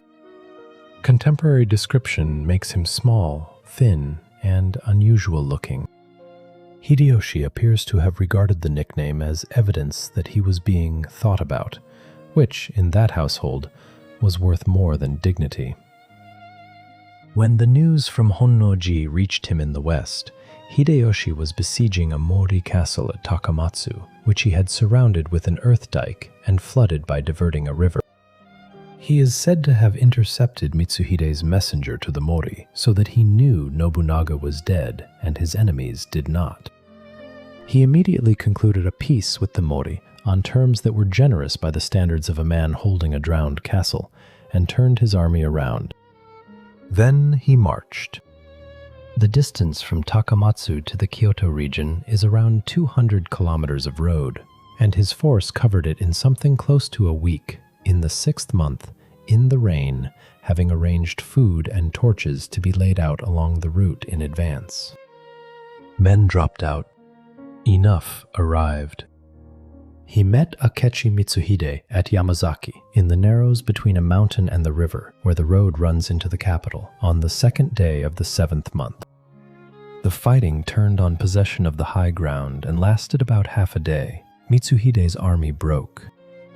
Mitsuhide fled with a small party and, by the usual account, was killed on the road by a farmer with a bamboo spear, one of the scavengers who worked the aftermath of battles. 11 days as ruler of Japan, and the phrase that came out of it, Mitsuhide's 3-day reign, has meant a brief and doomed ascendancy in Japanese ever since. Hideyoshi had avenged his lord, which gave him a moral position, and he had arrived first, which gave him a practical one. He then converted both into control of the Oda house. At a council at Kiyosu in the 7th month of 1582, the surviving Oda generals met to settle the succession. The senior man present was Shibata Katsuie, who had served Nobunaga for 30 years and who supported Nobunaga's third son. Hideyoshi supported Nobunaga's infant grandson, Sanposhi, whose father had died at Honnoji, and he brought the child into the room. Supporting a 2-year-old meant supporting whoever held the 2-year-old. The council went Hideyoshi's way, and the domains were redistributed, with Hideyoshi taking a substantial share. Shibata Katsuie contested it the following year. The campaign ended at Shizugatake in 1583, where Hideyoshi again won by marching absurdly fast, covering 50 kilometers in a night to reinforce a position his opponents thought unsupported. Katsue retreated to his castle at Kitanosho, put his household inside, set it on fire, and died in it with his wife, who was Nobunaga's sister and had been married once before to a man Nobunaga destroyed.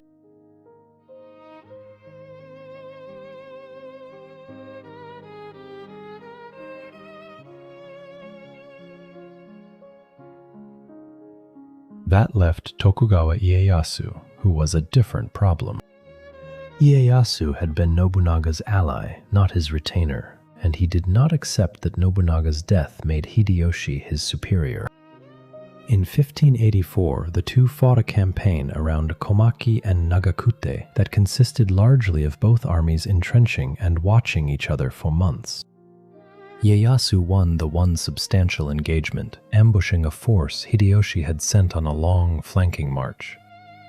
Hideyoshi could not force a decision without paying more than the result was worth. So he negotiated instead, and this is where his real talent shows. He sent Ieyasu his own sister as a wife, requiring her to be divorced from her existing husband first, and then sent his mother to Ieyasu's domain as a hostage. A man who sends his mother to his rival's house is making a statement about intentions that no document can match. Ieyasu came to Osaka in 1586 and made formal submission. Both men understood the arrangement as durable rather than eternal. Hideyoshi could not become shogun. The title had by convention to go to a man of Minamoto descent, and no amount of money would make a village boy from Owari into a Minamoto. So he went around it. He had himself adopted into a Fujiwara household, took the ancient civil office of Imperial Regent in 1585, and later the title of Retired Regent. He then had a new surname created for him by the court, Toyotomi, Abundant Minister. It was a lineage invented by decree, and it worked because nobody was in a position to laugh. The unification campaigns ran through the late 1580s, Shikoku in 1585, Kyushu in 1587, with an army reported at 250,000 men, which, even discounted heavily, was a force no Japanese commander had ever assembled. The last independent power in the east was the Hojo at Odawara, whose castle was the strongest in Japan and whose strategy was to sit inside it. Hideyoshi besieged Odawara in 1590 by building a town. He brought 200,000 men, surrounded the place, and then had a castle of his own constructed on a hill overlooking it, screened by trees until it was finished, so that it appeared complete overnight. He brought merchants, entertainers, and tea masters into his camp. He held a tea gathering. He sent for concubines. The message to the defenders was that the siege would last as long as it needed to, and that the besiegers were comfortable. Odawara surrendered after 3 months. The Hojo lord was ordered to kill himself, his son was exiled, and Japan was unified. Hideyoshi then moved Tokugawa Ieyasu. The Hojo lands in the Kanto were offered to Ieyasu in exchange for his ancestral provinces around Mikawa. On paper it was a promotion, since the Kanto was larger and richer. In practice, it uprooted Ieyasu from a region his family had held for generations and put him 400 kilometers from the capital, among people with no loyalty to him, with a great deal of reconstruction to do. Ieyasu accepted, moved, and picked as his headquarters a small castle in a marshy fishing area at the head of a bay called Edo. He spent the next decade draining, diking, and cutting a canal system through it, and building a base of a kind Hideyoshi had not anticipated. 2 edicts from these years reshaped Japanese society more permanently than any battle. The sword hunt of 1588 ordered the disarmament of everyone who was not a warrior. Village headmen were made responsible for collecting swords, spears, bows, and firearms from farmers, monks, and townsmen and handing them in. The stated purpose, printed in the order itself, was that the metal would be melted down for the bolts and clamps of a great statue of the Buddha, so that the donors would gain merit in this life and the next. This was a confiscation presented as a religious subscription, and it was carried out with reasonable thoroughness across most of the country. The Separation Edict, a few years later, fixed people in categories. Warriors were to live in castle towns and not farm. Farmers were to stay on the land and not leave it for trade or service. Townsmen were to remain townsmen. Moving between the categories was prohibited, and lords were forbidden to take on retainers who had left another lord's service. Village registers were compiled to enforce it. The effect was to close off the exact route by which Toyotomi Hideyoshi had risen. 100 years of Gekkokujo, in which a peasant's son could end up ruling provinces, was legislated out of existence by the peasant's son who had done it. Whether he saw the irony is not recorded. He was by then building a castle at Osaka with stone blocks so large that individual boulders in its walls were given names. Then he invaded Korea. The stated objective was the conquest of Ming China, with Korea as the route.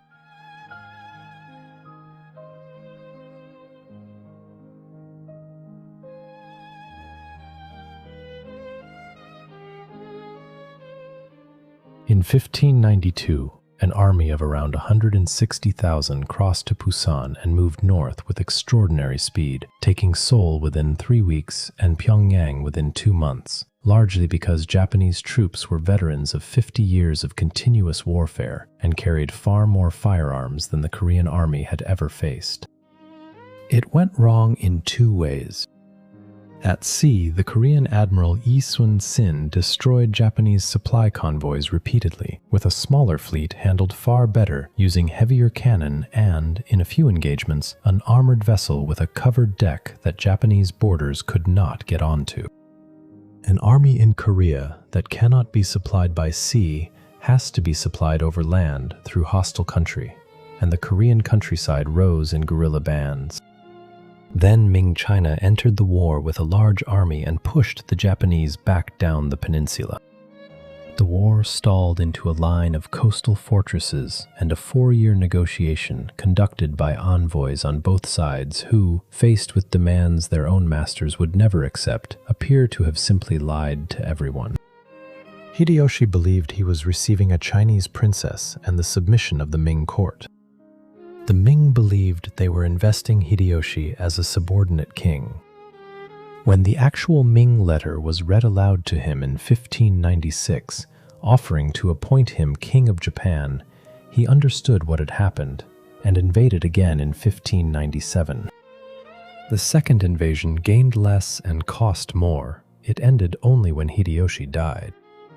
The Korean campaigns killed a great many people, devastated the southern Korean provinces, wrecked relations with the continent for centuries, and produced nothing. One durable consequence was that Japanese forces carried off Korean potters, whose descendants founded several of the most important ceramic traditions in Kyushu, so that the war is remembered in one narrow sense as the Pottery War. Another was that noses were taken instead of heads as proof of kills, salted into barrels and shipped home for counting, and buried in a mound in Kyoto that is still there. Hideyoshi's last years were increasingly erratic. He had no heir for most of his life, adopted his nephew Hidetsugu and made him regent, then had a son of his own, Hideyori, in 1593. 2 years later, Hidetsugu was accused of treason, ordered to kill himself, and his entire household, including some 30 women and children, was executed at a riverbank in Kyoto and buried in a pit with a marker mocking them. He also turned on the Christians, whom he had tolerated for a decade. In 1597-26, Christians, Japanese, and foreign were marched from Kyoto to Nagasaki with the left ear cut off and crucified on a hill above the harbor. Toyotomi Hideyoshi died in the 8th month of 1598 in his castle at Fushimi, aged about 61. His son Hideyori was 5. He established a council of 5 great lords to govern until the boy came of age and made them swear repeatedly, in writing, to protect him. Tokugawa Ieyasu was the first name on the list. Hideyoshi is described as weeping while he extracted these promises, and there is a death poem attributed to him about dew falling and vanishing, and everything in Osaka being a dream within a dream. He had built the machinery of a unified state, and he had one child to leave it to, and he had spent his career watching what happened to children who inherited.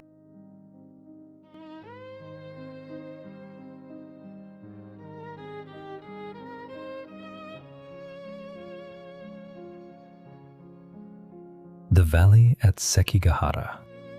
Tokugawa Ieyasu began moving within months. He was 56 years old, held the largest single domain in Japan, and had spent his entire adult life waiting behind other men. His methods in 1599 and 1600 were unglamorous and entirely effective. He arranged marriages between his family and other daimyo houses, which Hideyoshi's rules explicitly forbade the regents to do. He took up residence in Osaka Castle in the western quarter, close to the child. He accumulated the grievances of lords who had suffered in Korea and blamed the administrators rather than the fighting men.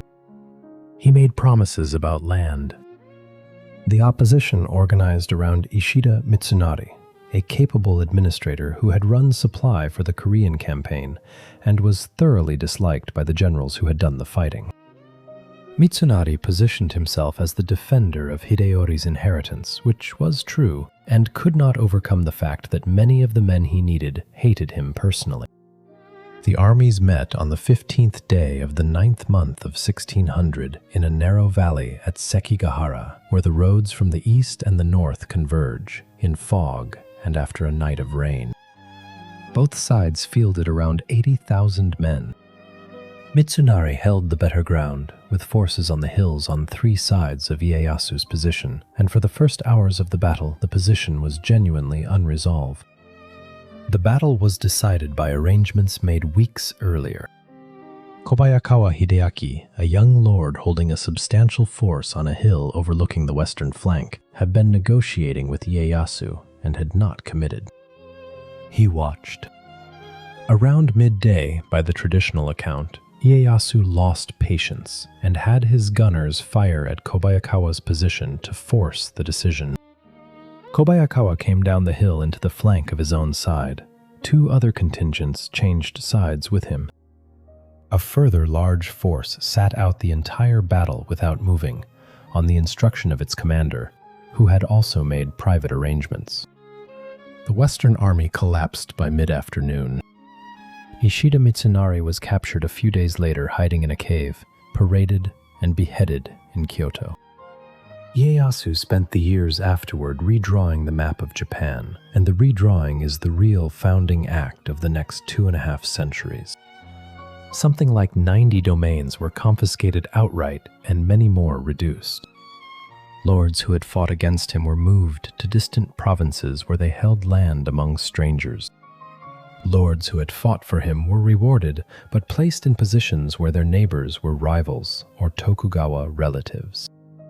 He sorted the daimyo into categories that lasted until the system ended. Related houses, descended from his own family, held key positions. Hereditary retainer houses, men whose families had served the Tokugawa before Sekigahara, held the small strategic domains along the roads and around the capital and supplied the shogunate's officials. Outside lords, those who had submitted only after the battle, were often very rich and were kept permanently at the periphery, out of government, in Kyushu and the far west and the north. Two of those outside domains were Satsuma and Choshu. They were still nursing it 260 years later. The imperial court appointed Ieyasu shogun in 1603. 2 years later, he resigned it in favor of his son Hidetada and retired to Sunpu, from where he continued to run everything for another decade.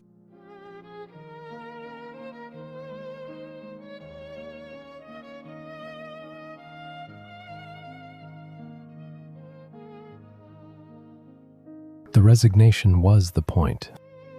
It established beyond argument that the office belonged to the Tokugawa family by inheritance and was not a personal award, and it did so while Ieyasu was still alive to enforce the interpretation.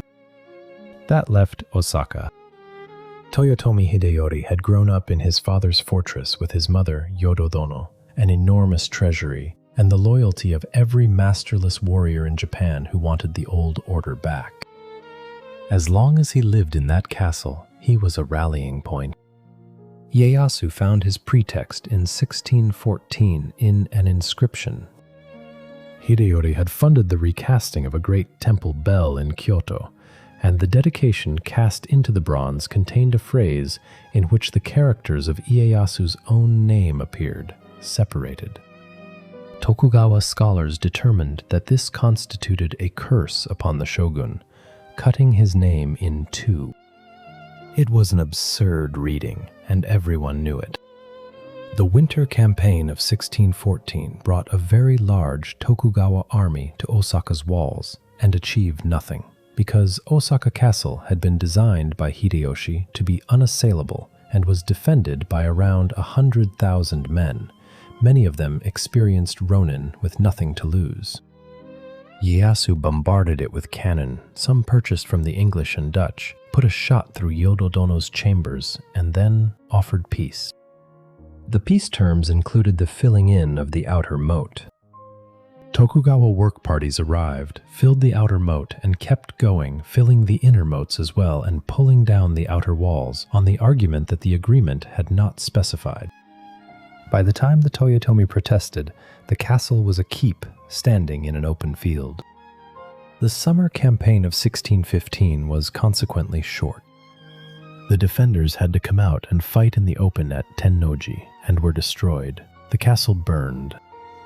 Hideyori and his mother killed themselves in a storehouse in the grounds. His son, aged 8, was hunted down and beheaded. His daughter was spared and made a nun. Tokugawa Ieyasu died the following year, aged 73, of something described as a stomach complaint and sometimes attributed to a large meal of fried sea bream. He was enshrined as a deity at Nikko, in a mountain shrine of such elaborate decoration that later generations of austere taste found it embarrassing. 150 years of continuous warfare had ended. The men who had spent their lives at it were still alive, still armed, and now had nothing to do. The Tokugawa spent the next 30 years building a machine to prevent anything from happening, and it worked for 250 years, which makes it one of the more successful pieces of political engineering on record. The central device was Sankin Kotai, alternate attendance, formalized in the 1630s. Every daimyo in Japan was required to maintain a residence in Edo and to spend alternate years there in attendance on the shogun. When he returned to his own domain, his wife and children stayed in Edo. They stayed permanently. The hostage element is obvious. The financial element mattered more. A lord had to keep 2 full establishments, one at home and one in the capital, and he had to travel between them annually with a procession appropriate to his rank. A large domain's procession ran to a couple of thousand people, moving at walking pace for 2 or 3 weeks, requiring lodging, porters, and horses at every stage. The roads were fitted with post stations that existed to service exactly this traffic, with fixed numbers of horses and men held ready at each. The processions consumed a very large share of domain revenue. Estimates for the great western domains run to half or more of annual income going on Edo residence and travel. Money spent on a procession is money not spent on cannon.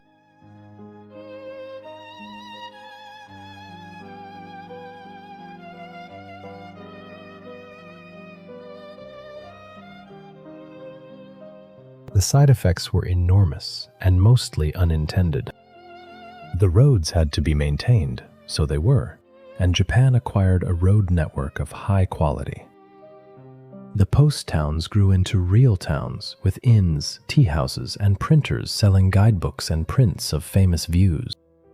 Regional products moved along the same roads to Edo, and Edo grew into what may have been the largest city in the world by the 18th century, above 1 million people, with a rice futures market in Osaka to price the crop that fed it. A samurai's income in this world was rice. A retainer held a stipend expressed in koku, drawn from his lord's granary and paid in installments, or in some cases a nominal fief whose tax he received. He then had to convert most of it into money to buy everything that was not rice through a rice broker who took a commission. The samurai class was thereby placed in permanent dependence on merchants, whom the official hierarchy ranked beneath them, and whose commissions moved with a market the samurai did not control. The shogunate also closed the country, and it did so mainly because of Christianity. Jesuit missionaries had arrived in 1549, and by the early 17th century there were perhaps 300,000 Japanese Christians, concentrated in Kyushu, including several daimyo. From the Tokugawa point of view, the problem was not theology. It was that a Christian community answered to a foreign authority, was connected across domain boundaries, and had shown in Europe that it could sustain organized resistance. Persecution began under Hideyoshi, resumed in 1614, and escalated into systematic hunting through the 1620s and 1630s, with executions by crucifixion, by burning, and by suspension head down over a pit. In 1637, the peasantry of the Shimabara Peninsula and the Amakusa Islands rose against a lord who had combined a punishing tax rate with religious persecution during a famine. The rising was largely Christian, and it gathered perhaps 37,000 people who occupied the ruins of an abandoned castle at Hara and held it. The shogunate eventually brought over 100,000 men against them and asked a Dutch ship to bombard the position from the sea, which it did. The castle fell in the spring of 1638 after the defenders ran out of food and ammunition. Almost everyone inside was killed. The seclusion edicts followed. Japanese subjects were forbidden to leave the country, and those abroad forbidden to return. Ocean-going ship construction was prohibited. The Portuguese were expelled entirely. Christianity was proscribed, and households were required to register with a Buddhist temple, which produced a nationwide population register maintained by the clergy as a byproduct of religious policing. Foreign trade was not abolished. It was funneled. The Dutch, who had made a point of being traders rather than missionaries, were confined to Dejima, a fan-shaped artificial island in Nagasaki harbor about the size of a large city block, connected to the mainland by one guarded bridge. A dozen or so Dutchmen lived there at a time under supervision, permitted a set number of ships a year. Chinese merchants had a walled quarter in the same city. Trade with Korea ran through Tsushima, and with the Ryukyu kingdom through Satsuma, which had conquered the islands in 1609 and found it profitable to leave them nominally independent so that the trade could continue. Dejima also became, unexpectedly, a window. Dutch books came in, and a scholarly tradition called Rangaku, Dutch learning, grew up around them. In 1774, a group of Japanese physicians published a translation of a Dutch anatomical atlas, having verified its illustrations by attending the dissection of an executed criminal and finding, to their considerable discomfort, that the European drawings matched the body and the Chinese medical texts did not. Within this sealed and orderly world, the samurai faced a difficulty that no amount of training addressed. There were no wars. A samurai in the Edo period held hereditary rank, drew a hereditary stipend, wore 2 swords as the legal mark of his status, and was subject to a code of conduct that distinguished him from everyone below him. He was, in law, a warrior. In practice, he was a clerk. The domain governments and the shogunate required extraordinary quantities of paperwork: land surveys, tax assessments, census returns, temple registers, court records, procurement, road maintenance, the logistics of the annual procession, the inspection of accounts. All of it was done by samurai. A man might spend a 40-year career in a records office, reviewing the same categories of document his father had reviewed, and retire. The rank system froze with the stipends. Office followed hereditary status rather than ability, so a family of middling rank produced middling officials for 2 centuries, regardless of what its sons could do.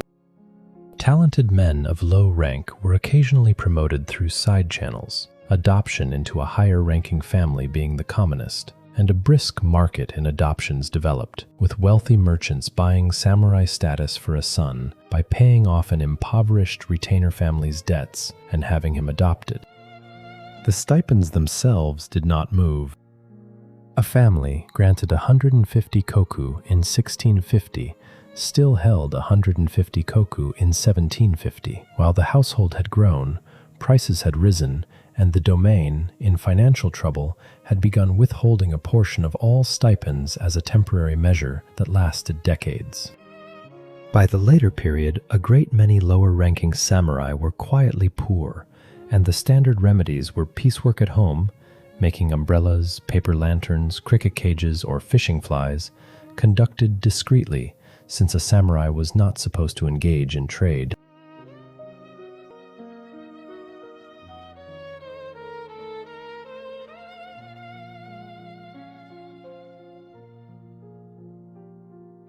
The tension between the identity and the reality produced the period's most interesting writing about what a warrior was for. Miyamoto Musashi had fought at Sekigahara as a teenager on the losing side and spent his youth traveling and dueling, winning, by his own account, more than 60 individual matches. The most famous against Sasaki Kojiro on the island of Funajima, he is said to have won by arriving late enough to unsettle his opponent and using an oar he had carved into a long wooden sword on the boat over. He fought his last duels in his 30s and spent his last decades as a retainer in Kumamoto, painting in ink, working metal, and writing. In a cave in the hills near Kumamoto, in the years before he died in 1645, Miyamoto Musashi wrote the Gorin no Sho, the Book of 5 Rings. It is short, practical, and almost entirely without mysticism. It advises the reader to know the rhythm of the opponent, to hold the sword so that the grip is neither tight nor slack, to observe the wide view and the narrow view, and to practice. Its final section is about emptiness and is the shortest. 4 centuries later, it sells in business sections. Yamamoto Tsunetomo, by contrast, never fought anything. He was a domain administrator in Saga on Kyushu, who had wanted to follow his lord in death when the lord died in 1700, and was prevented by law and by the lord's own instruction. He retired to a hermitage, and over 7 years a younger samurai took down his conversation. The result, Hagakure, opens with the statement that the way of the warrior is found in death, and goes on to advise that a samurai should rehearse his own death every morning. It also contains complaints about the young men of the day, notes on the correct way to hold a fan, and an observation that a retainer should chew a piece of paper if his mouth is dry before addressing his lord so as not to sound weak.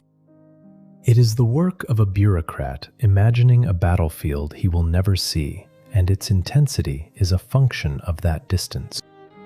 The book was not widely read in its own time and was largely unknown until the 20th century, when it was taken up for purposes its author could not have predicted. The event that displayed the whole contradiction happened in Edo between 1701 and 1703.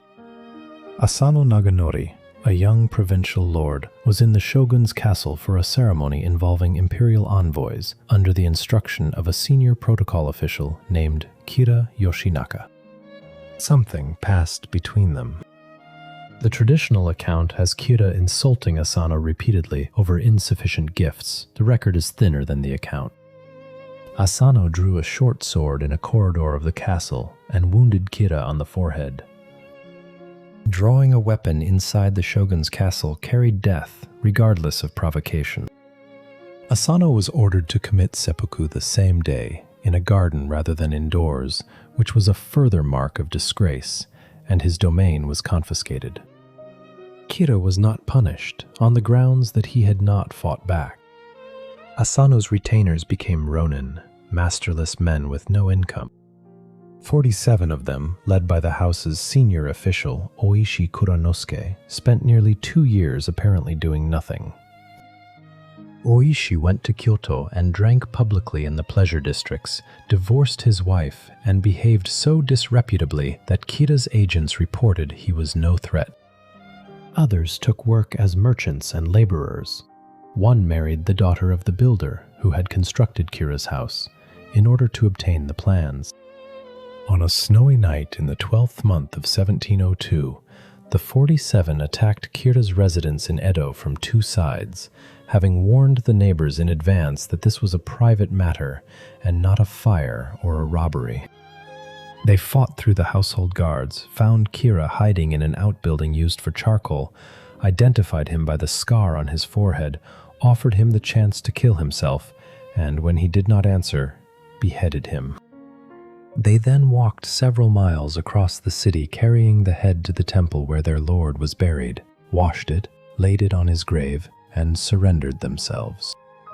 The shogunate had a problem it could not solve cleanly. Private vengeance was illegal, and 47 armed men had killed a shogunal official in his home.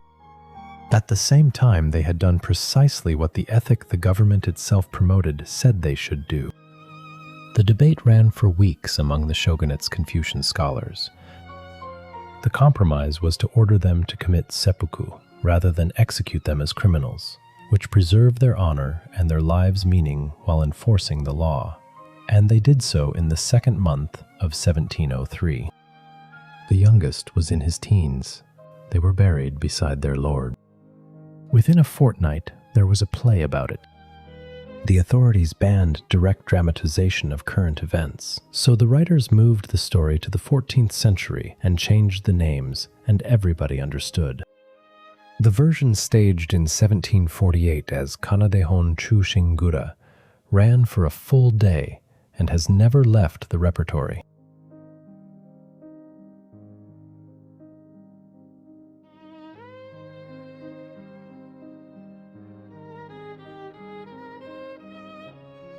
Rice, ink, and the smell of frying oil.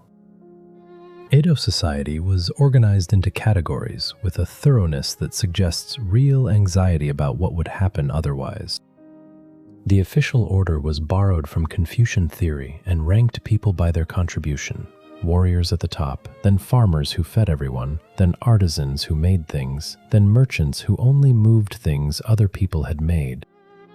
Beneath the 4 categories were groups excluded from them entirely. People who handled dead animals, worked leather, disposed of corpses, or carried out executions, who lived in separate settlements, were subject to restrictions on dress and movement, and whose descendants continued to face discrimination long after the legal category was abolished.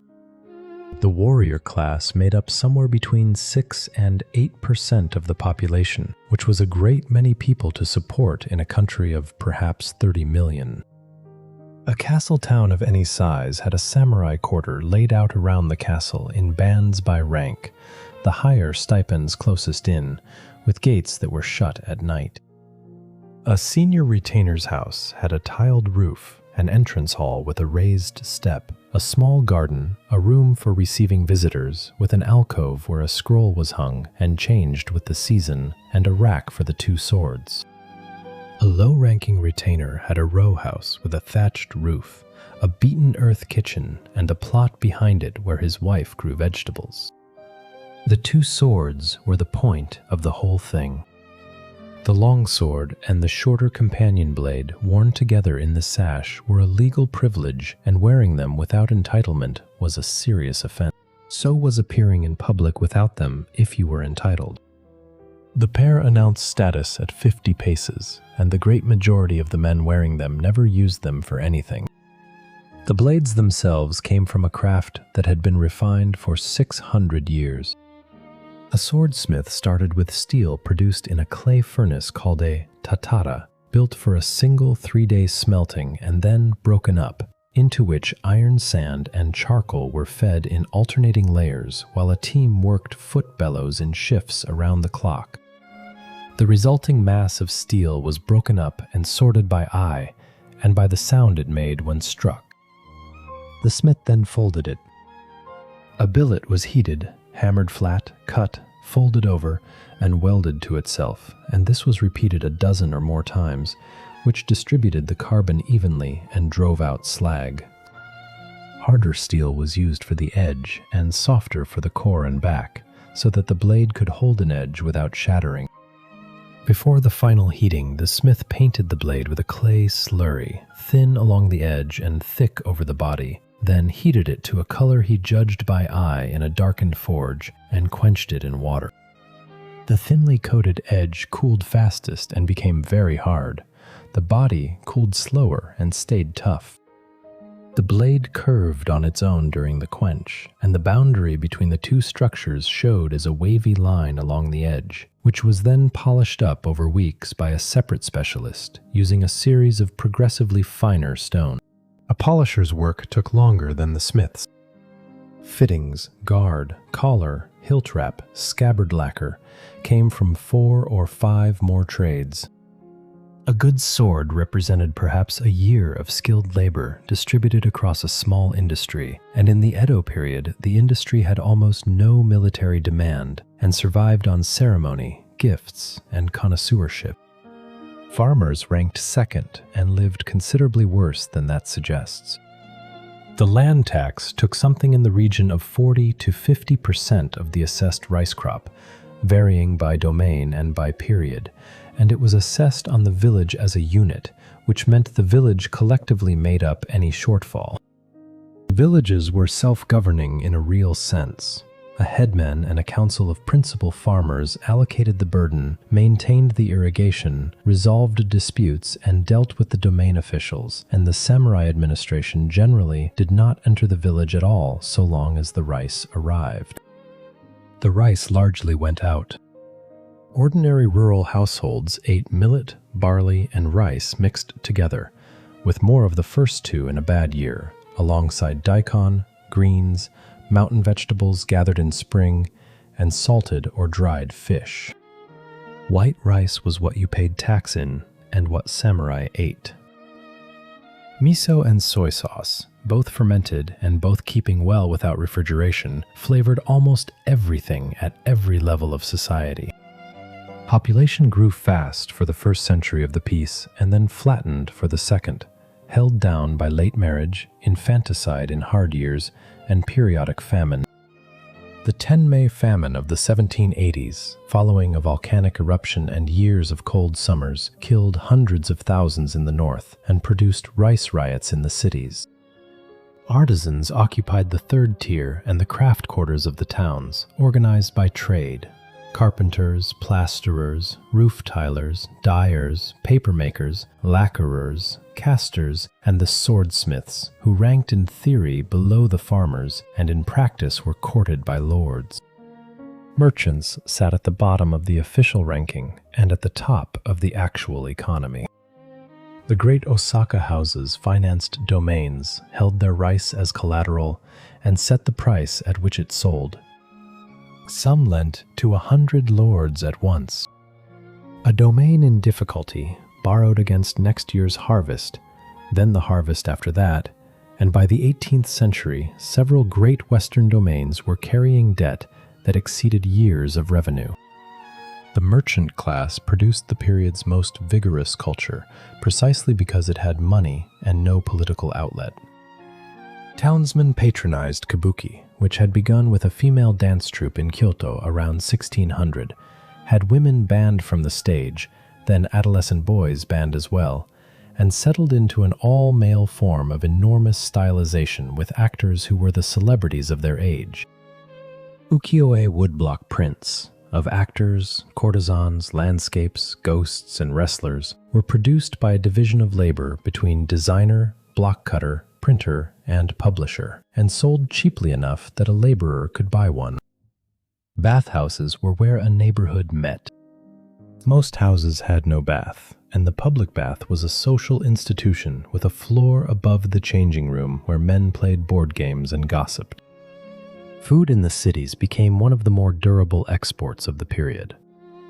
Edo produced its own quick version of sushi, a slice of fish pressed onto a lump of vinegared rice, made and eaten at a street stall, entirely different from the months-long fermented preparations of earlier centuries. Buckwheat noodles supported hundreds of shops. Tempura, vegetables and fish in a light batter dropped into hot oil, was a stall food, and the technique probably came in with the Portuguese in the previous century. All three were fast food, sold outdoors, and all three became refined cuisine later. The tea ceremony went the other way, from refinement to institution. It had been shaped in the 16th century by Sen no Rikyu, who served both Nobunaga and Hideyoshi, and who pushed the practice towards small rough rooms, plain utensils, and a doorway so low that a guest had to crawl in and could not do so wearing a sword.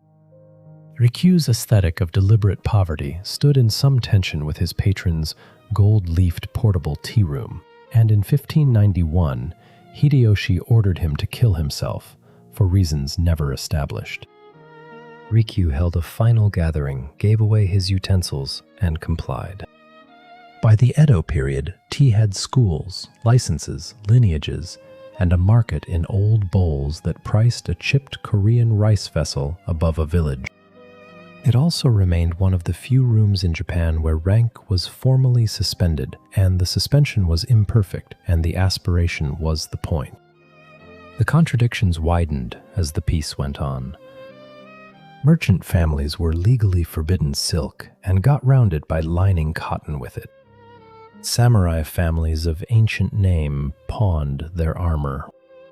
Domain governments issued their own paper currency, backed by rice they had already borrowed against. Reform programs were launched every few decades, always with the same content: sumptuary laws, debt cancellation, a campaign against luxury, an exhortation to frugality, and always with the same result. The categories held. What was inside them had changed completely.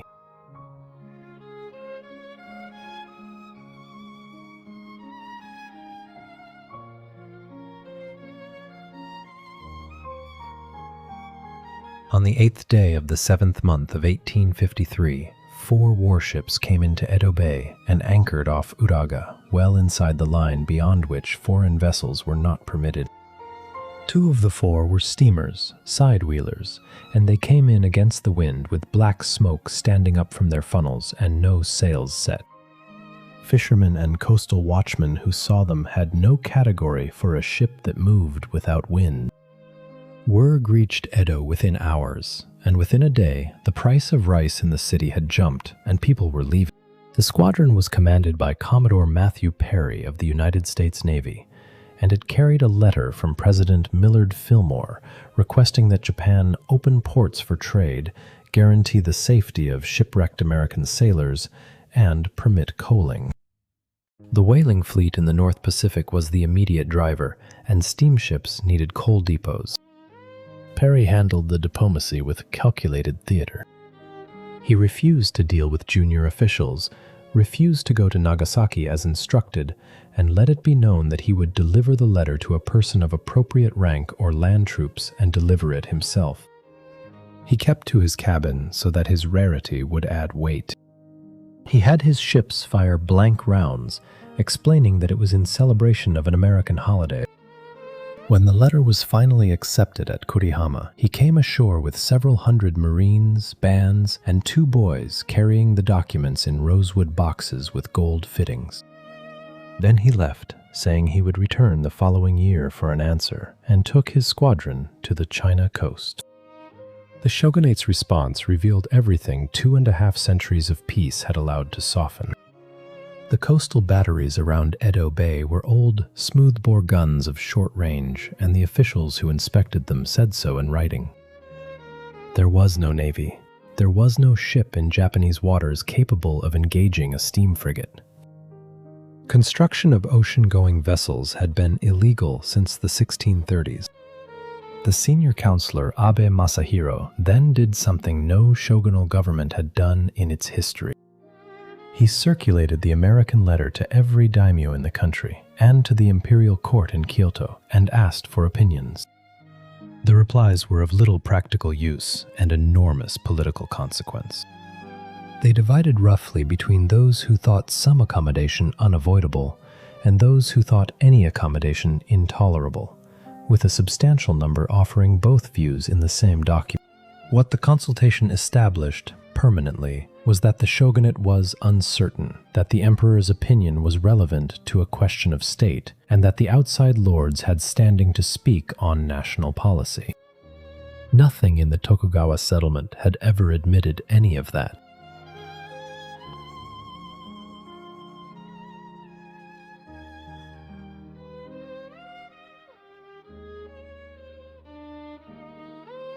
Perry came back in February 1854 with 9 ships.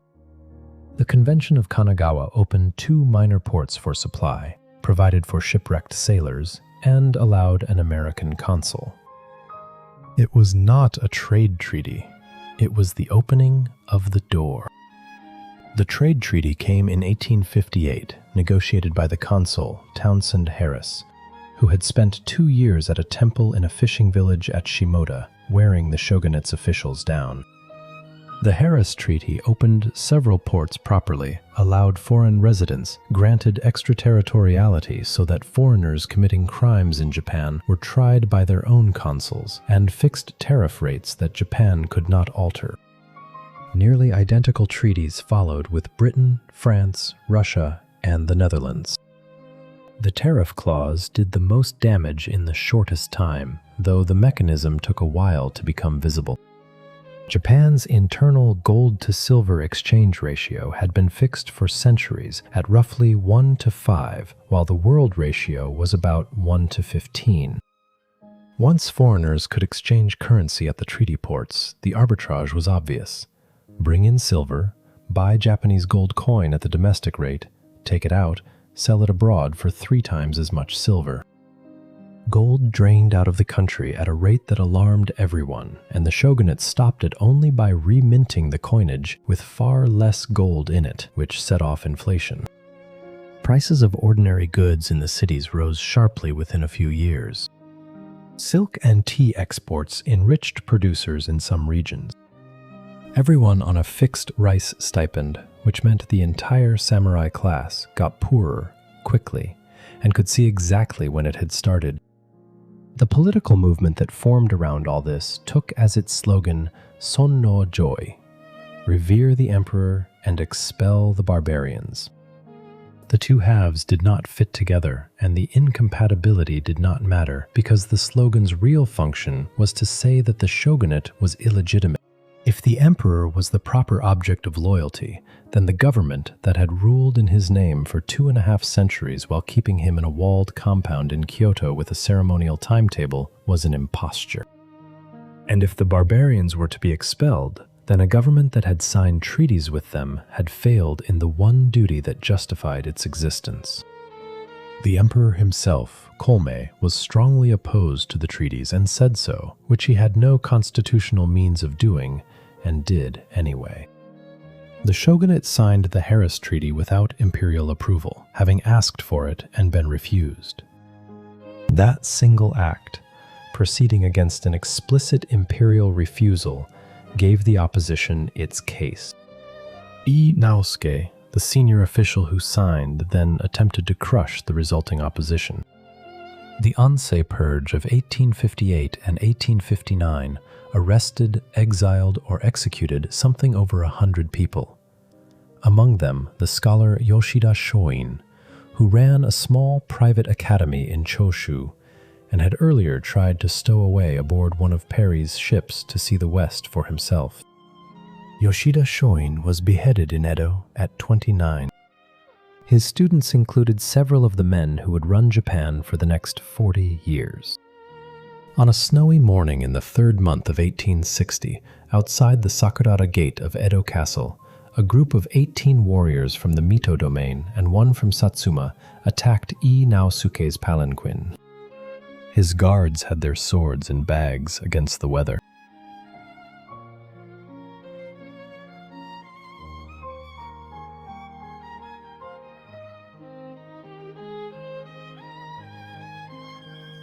He was shot with a pistol and then beheaded in the street, a few hundred meters from the shogun's residence.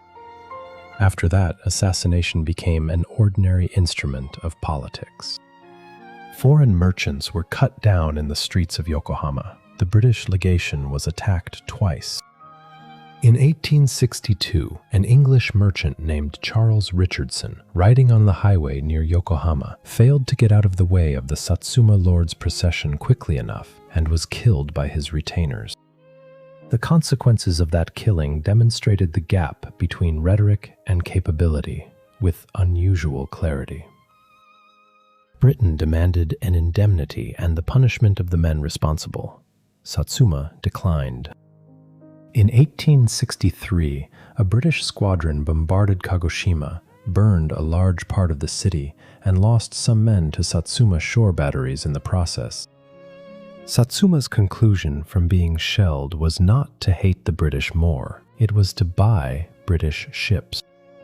Within 2 years, Satsuma was purchasing warships and machinery from the same country, sending students to London in secret, and quietly abandoning the "expel the barbarians" half of the slogan. Choshu learned the same lesson from the other end of the country. In 1863, Choshu batteries began firing on foreign shipping passing through the Shimonoseki Strait in what its officials described as loyal enforcement of the imperial will. A combined British, French, Dutch, and American squadron came in 1864, silenced the batteries, landed Marines, and carried the guns away. Choshu responded by reorganizing its military from the ground up. A young man named Takasugi Shinsaku, one of Yoshida Shoin's students, formed a mixed unit called the Kiheitai, irregular militia, recruiting farmers, merchants, and priests alongside samurai and arming them with modern rifles. The unit was formed because the domain's hereditary samurai troops had performed badly, and its very existence violated the principle that fighting was a hereditary privilege. It worked. Within 2 years, Choshu's rifle units, drilled in Western infantry tactics, were the most effective troops in Japan. The shogunate mounted a punitive expedition against Choshu in 1864, which succeeded because a conservative faction in the Constitution. Takasugi Shinsaku then overthrew that faction in a coup with a few dozen men and the Kiheitai behind him, and Choshu rearmed. The second expedition in 1866 failed completely. Satsuma, which the shogunate had counted on, stayed out. Satsuma had, in the previous year, entered a secret alliance with Choshu, brokered by a low-ranking Tosa samurai named Sakamoto Ryoma, who had left his own domain without permission, worked as a ship's agent, and had a talent for getting men who hated each other into the same room. Satsuma had also been buying rifles in Nagasaki and passing them to Choshu, which was under an arms embargo, by purchasing them in Satsuma's name. The shogunate's armies met Choshu rifle units in the field in 4 places and lost in all of them. The campaign was abandoned when the 14th shogun died mid-war. A government that has ordered a punitive expedition against one of its own domains and lost has nothing much left to threaten anyone with. Sakamoto Ryoma was assassinated in a Kyoto inn in the 11th month of 1867 by persons never conclusively identified, a month before the government he had done as much as anyone to bring about came into being. He was 31.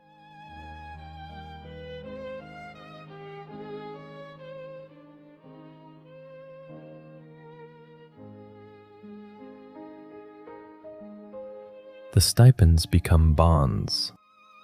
Tokugawa Yoshinobu, the 15th shogun, was an intelligent man who had inherited a position that could not be held. In the 12th month of 1867, he formally returned governing authority to the throne. The move was presented as voluntary and was calculated.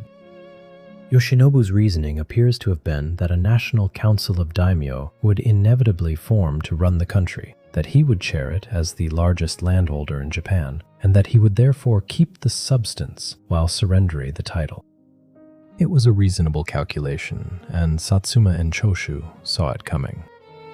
On the third day of the first month of 1868, their troops seized the palace gates in Kyoto and had an edict issued in the name of the 15-year-old emperor Mutsuhito, declaring the restoration of direct imperial rule and abolishing the shogunate outright. The edict also stripped Yoshinobu of his lands and titles, which was the part designed to make him fight. He fought. Tokugawa forces moved on Kyoto and met Satsuma and Choshu troops at Toba and Fushimi on the southern approaches at the end of the month. The Tokugawa army was larger. It was also a mixture of modern units and traditional ones, and it was fighting men equipped almost entirely with breech-loading rifles and field artillery. On the second day, the imperial side unfurled a brocade banner, which converted the fighting from a domainal quarrel into a war against rebels, and several Tokugawa allied contingents changed sides on the spot. Yoshinobu left his army in the field and went by ship to Edo, which ended any chance of a negotiated position and probably saved the country a long war. The imperial armies marched east. Edo, a city of 1 million people, was defended by Tokugawa forces who wanted to fight. It was surrendered without a battle in the 4th month of 1868 through a negotiation between Katsu Kaishu, the Tokugawa Naval Commission who had studied Dutch and sailed a Japanese crewed ship to San Francisco 8 years earlier, and Saigo Takamori of Satsuma, commanding the imperial force. The two men met in a house in the city. Katsu Kaishu argued that burning Edo would leave the new government ruling a ruin and invite foreign intervention, and undertook to disarm the Tokugawa forces. Saigo Takamori accepted, against his own instructions. Resistance continued in the north, where a league of northeastern domains held out through the summer, and at Aizu, where the castle was besieged for a month, and where a unit of teenage boys called the Byakutai, cut off from the town and seeing smoke rising from the direction of the castle, concluded it had fallen and killed themselves on a hillside. It had not fallen. It fell 3 weeks later. The last of the fighting was at sea and in the far north. Enomoto Takeaki took 8 warships of the Tokugawa Navy to Hokkaido, occupied the fortress at Hakodate, and declared a republic with an elected governor, which he was. He held out through the winter and surrendered in the 5th month of 1869 after his fleet was destroyed. He was imprisoned for 3 years and then hired by the new government, which was short of men who understood steam and international law, and he later became a cabinet minister. The men now running Japan were mostly in their 30s, mostly of middling or low samurai rank, and mostly from Satsuma and Choshu. They had watched China's treatment at Western hands, and had drawn a conclusion that governed everything they subsequently did. A country that could not defend itself would be dismembered, and defense required industry, and industry required a state that could tax, conscript, and command directly. They started by dismantling the system that had produced them. The domains went first. In 1869, the daimyo were induced to return their land registers to the throne, retaining their positions as governors. In 1871, the positions were abolished as well. Over 260 domains became 72 prefectures, administered by officials appointed from Tokyo and rotated so that no one governed his home region. The daimyo were given noble titles, a tenth of their former domain revenue as personal income, relief from their domain's enormous debts, and residences in Tokyo. Most of them accepted with visible relief, since a great many were bankrupt. The domain armies were dissolved at the same time, their men and weapons absorbed into a national force.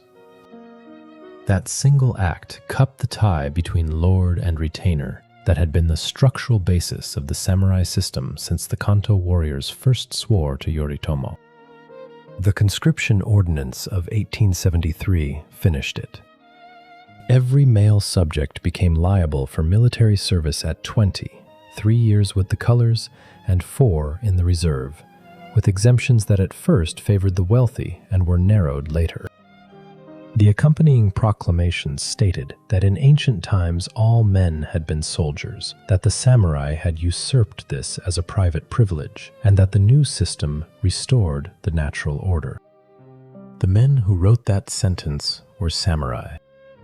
Yamagata Aritomo, who built the conscript army, was from a very low-ranking Choshu family. Farmers rioted against conscription in several places, since a son taken for 3 years was labor lost, and the ordinance was widely called the blood tax, after a phrase in the proclamation about giving one's blood to the state, which rumor converted into a belief that the government was literally taking blood. Then came the money. Hereditary stipends were consuming roughly a third of the new government's revenue, which was impossible.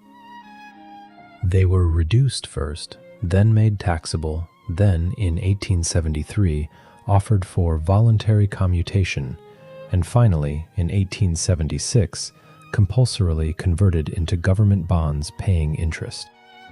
The scheme was called Chitsuroku Shobun. A high-ranking recipient got a large capital sum at a low interest rate. A low-ranking one got a small sum at a higher rate, which was some help and not much. For most former samurai, the bonds represented a few years of former income, delivered once. They had no experience of capital, no trade, and no land. Many were persuaded into businesses they did not understand and lost everything, so reliably that the phrase samurai's commerce entered the language as a term for an incompetently run venture. Some were settled on reclamation land in Hokkaido. Some became police, which absorbed a great many, or teachers or clerks in the new ministries. The last blow was symbolic, and it was felt hardest. The Haitore Edict of 1876 prohibited the wearing of swords in public, with exemptions for soldiers, police, and officials in uniform. The sword had marked the class for centuries. A man who had held rank by right of birth and had lost his income and his legal status now walked down the same street as everyone else, dressed the same and carrying nothing. Around all this, the country was being rebuilt at speed.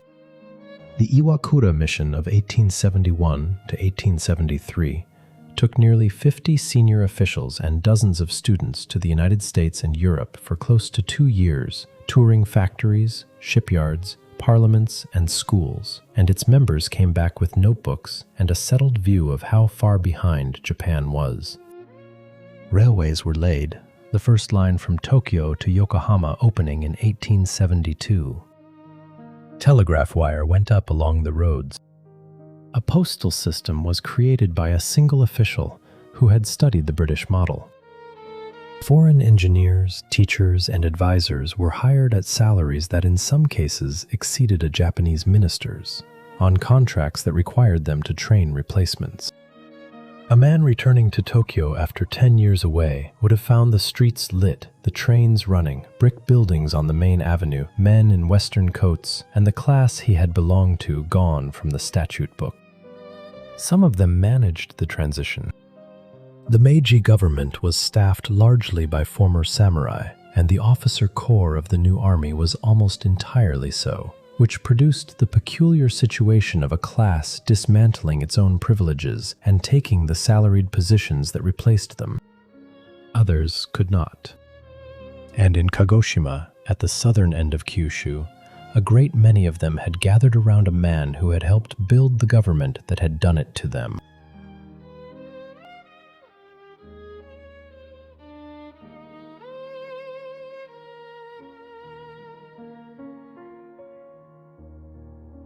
Saigo Takamori had been at the center of everything.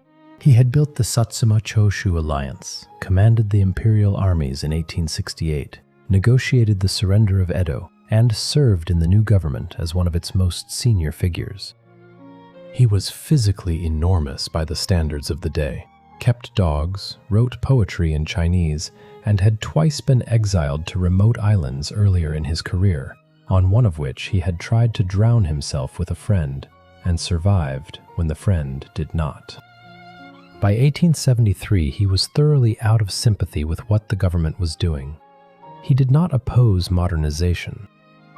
He objected to the speed and the manner of the samurai class's liquidation, carried out by men who had used that class to take power and were now disposing of it with the efficiency of accountants.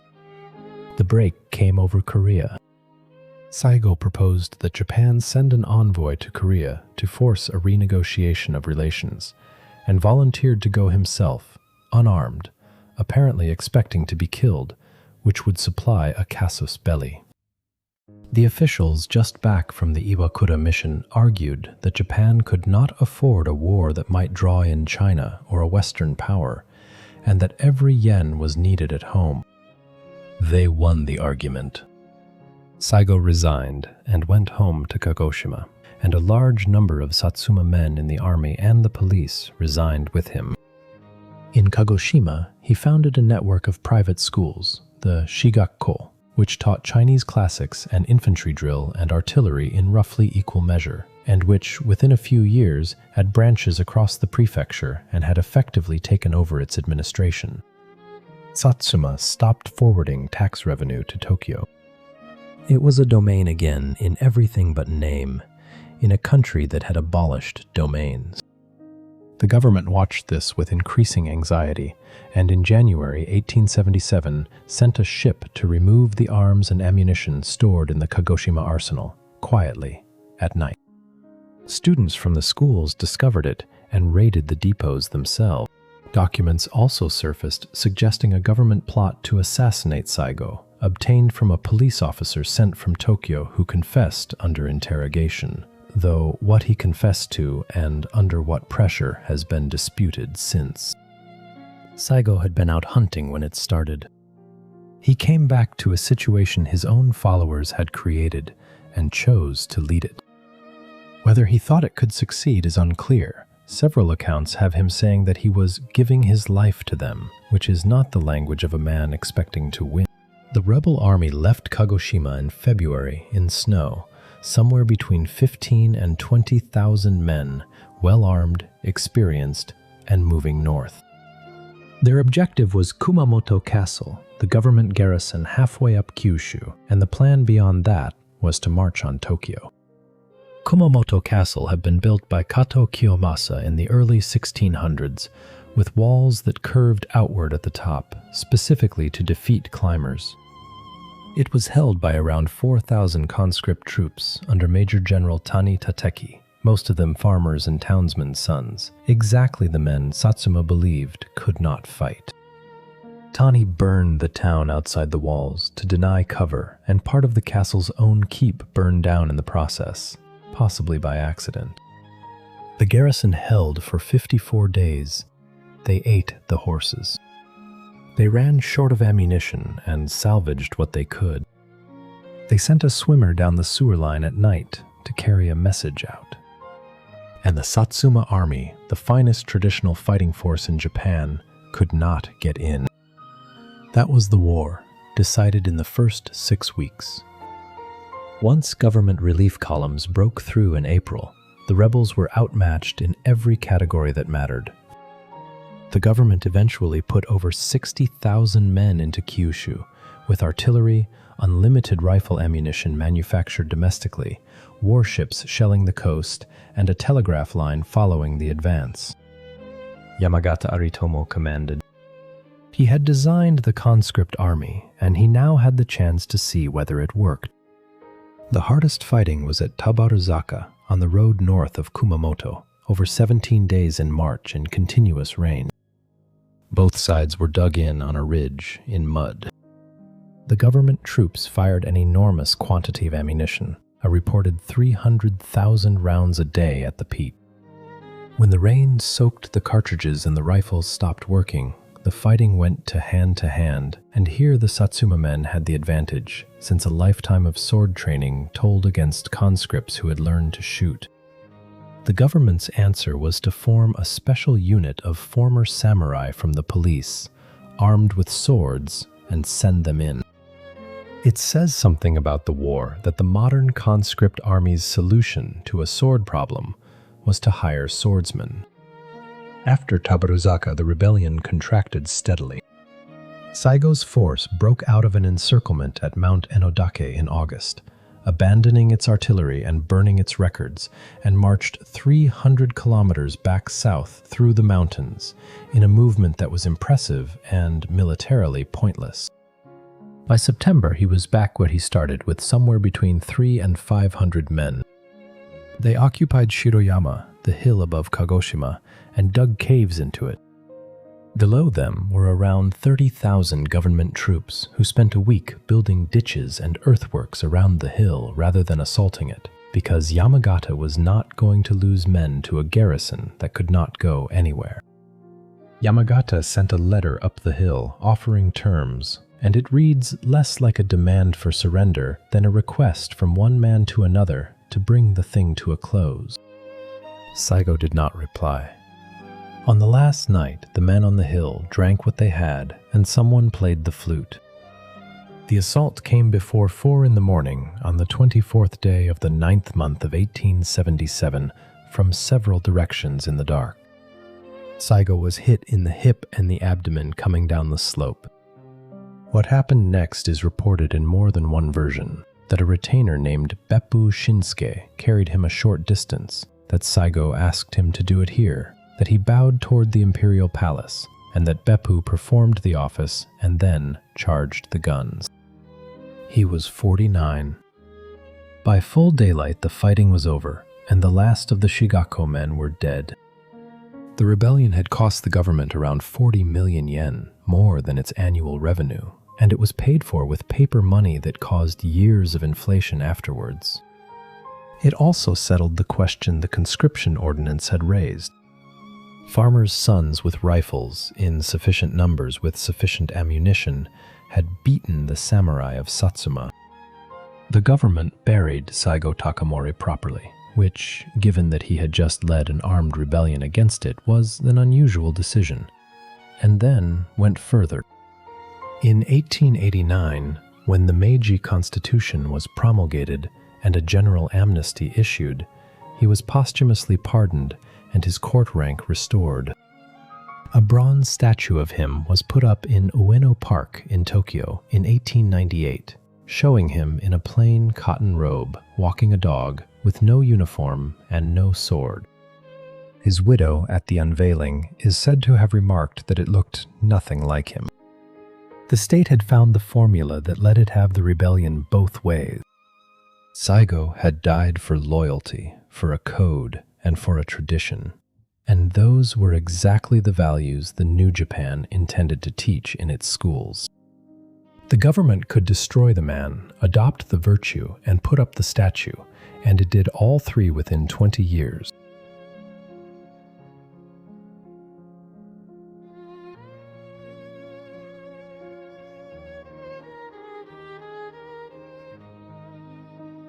The samurai were abolished as a legal category, and their image immediately proved more durable than anything they had ever built.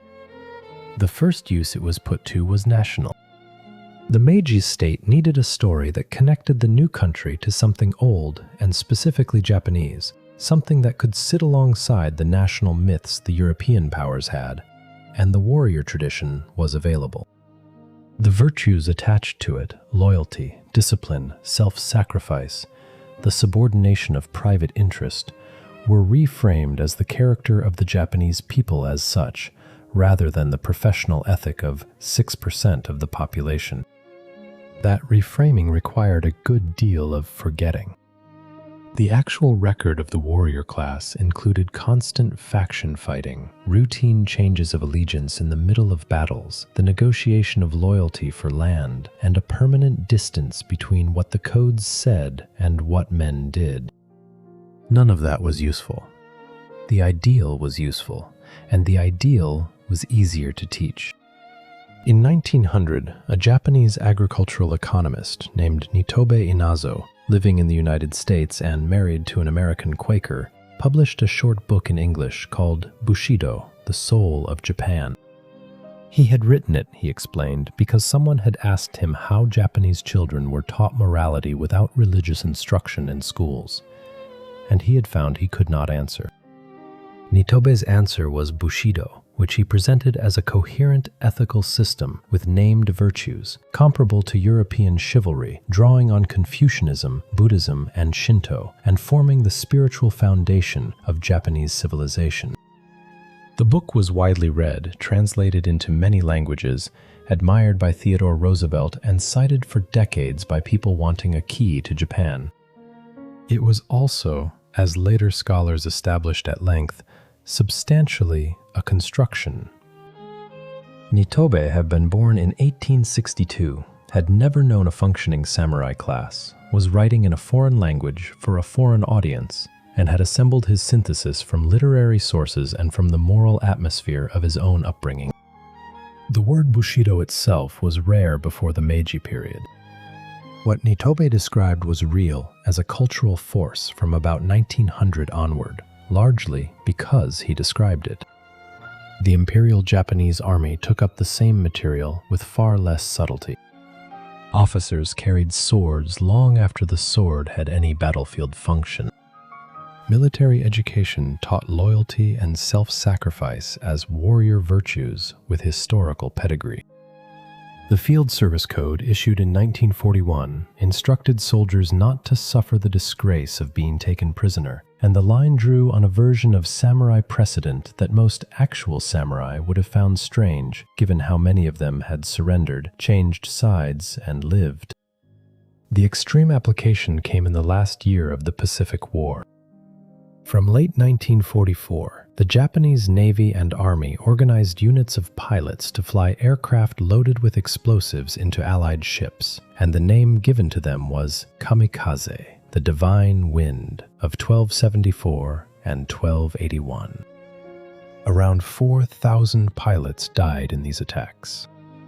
Many were university students conscripted after their deferments were canceled, and the letters they left are not the letters the propaganda described. The defeat in 1945 and the occupation that followed put samurai imagery under direct suspicion. The occupation authorities identified militarism with feudal values and restricted both. Martial arts were banned from schools. Period films were censored with directions against the depiction of revenge, feudal loyalty, and the glorification of the sword. Swords were confiscated in large numbers, and many were destroyed, though an argument made by Japanese curators and a small number of American officers preserved a category of blades as art objects rather than weapons, which is why the classical collections survive. The restrictions lasted a few years.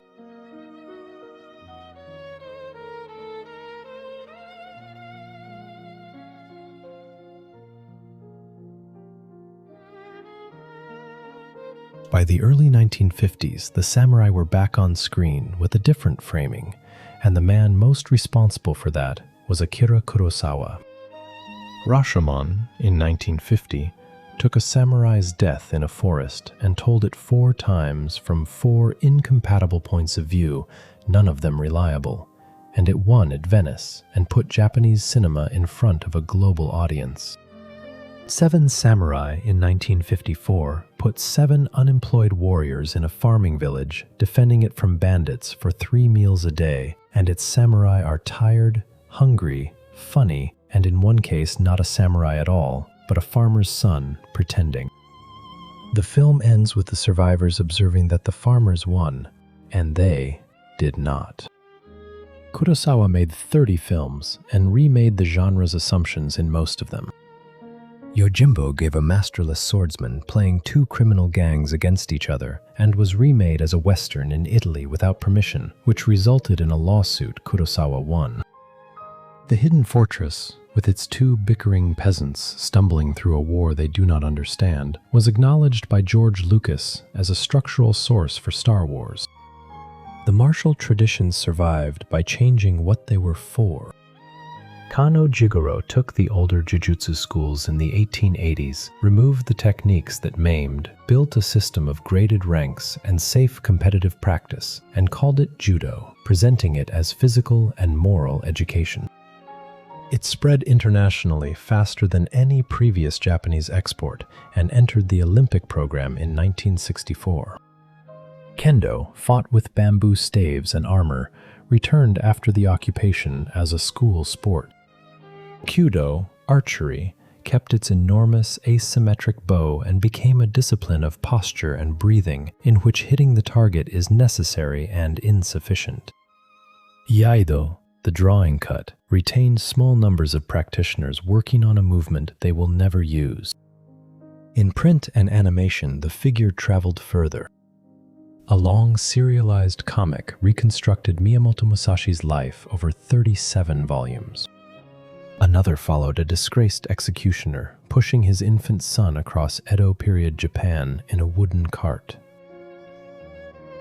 Another gave a former assassin from the Bakumatsu Wars a reversed edge sword and a vow not to kill, which is a whole argument about the tradition compressed into a prop.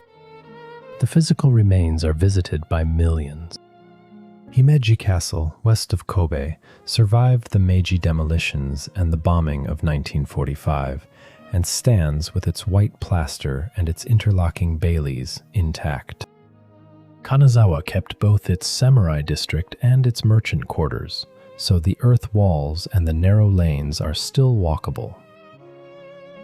Kyoto holds 800 years of warrior involvement in its temples and gardens, most of it built by men who had recently burned something.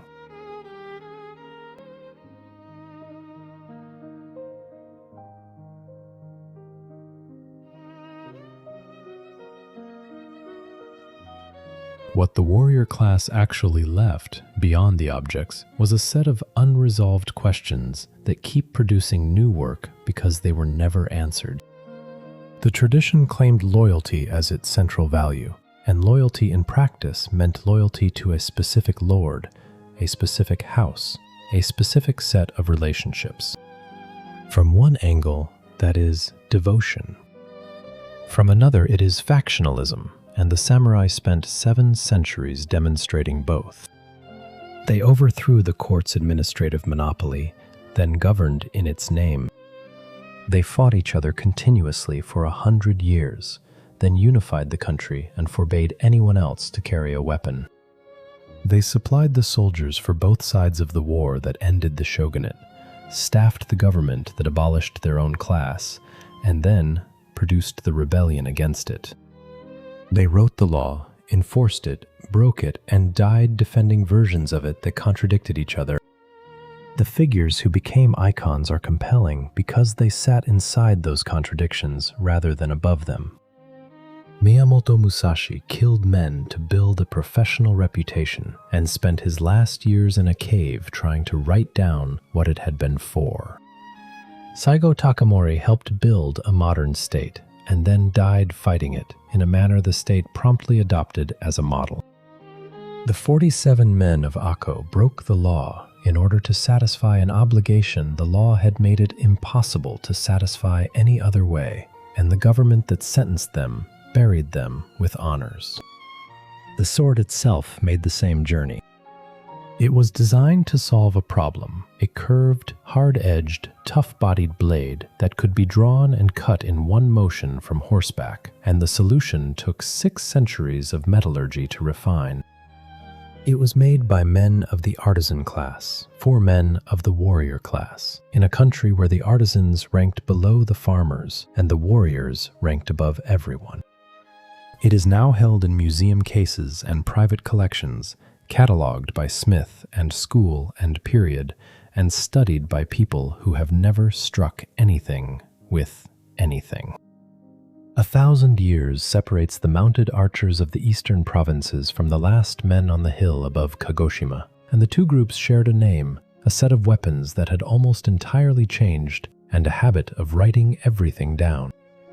The men who solved an empire's border problem in the 9th century, because the empire could not afford a standing army, would not have recognized the domain clerk of 1750 processing land survey records in a stipend office, and neither of them would have recognized the officer in a Western uniform who taught their virtues to conscripts. Each of them was called a samurai by people who meant something different by it every time.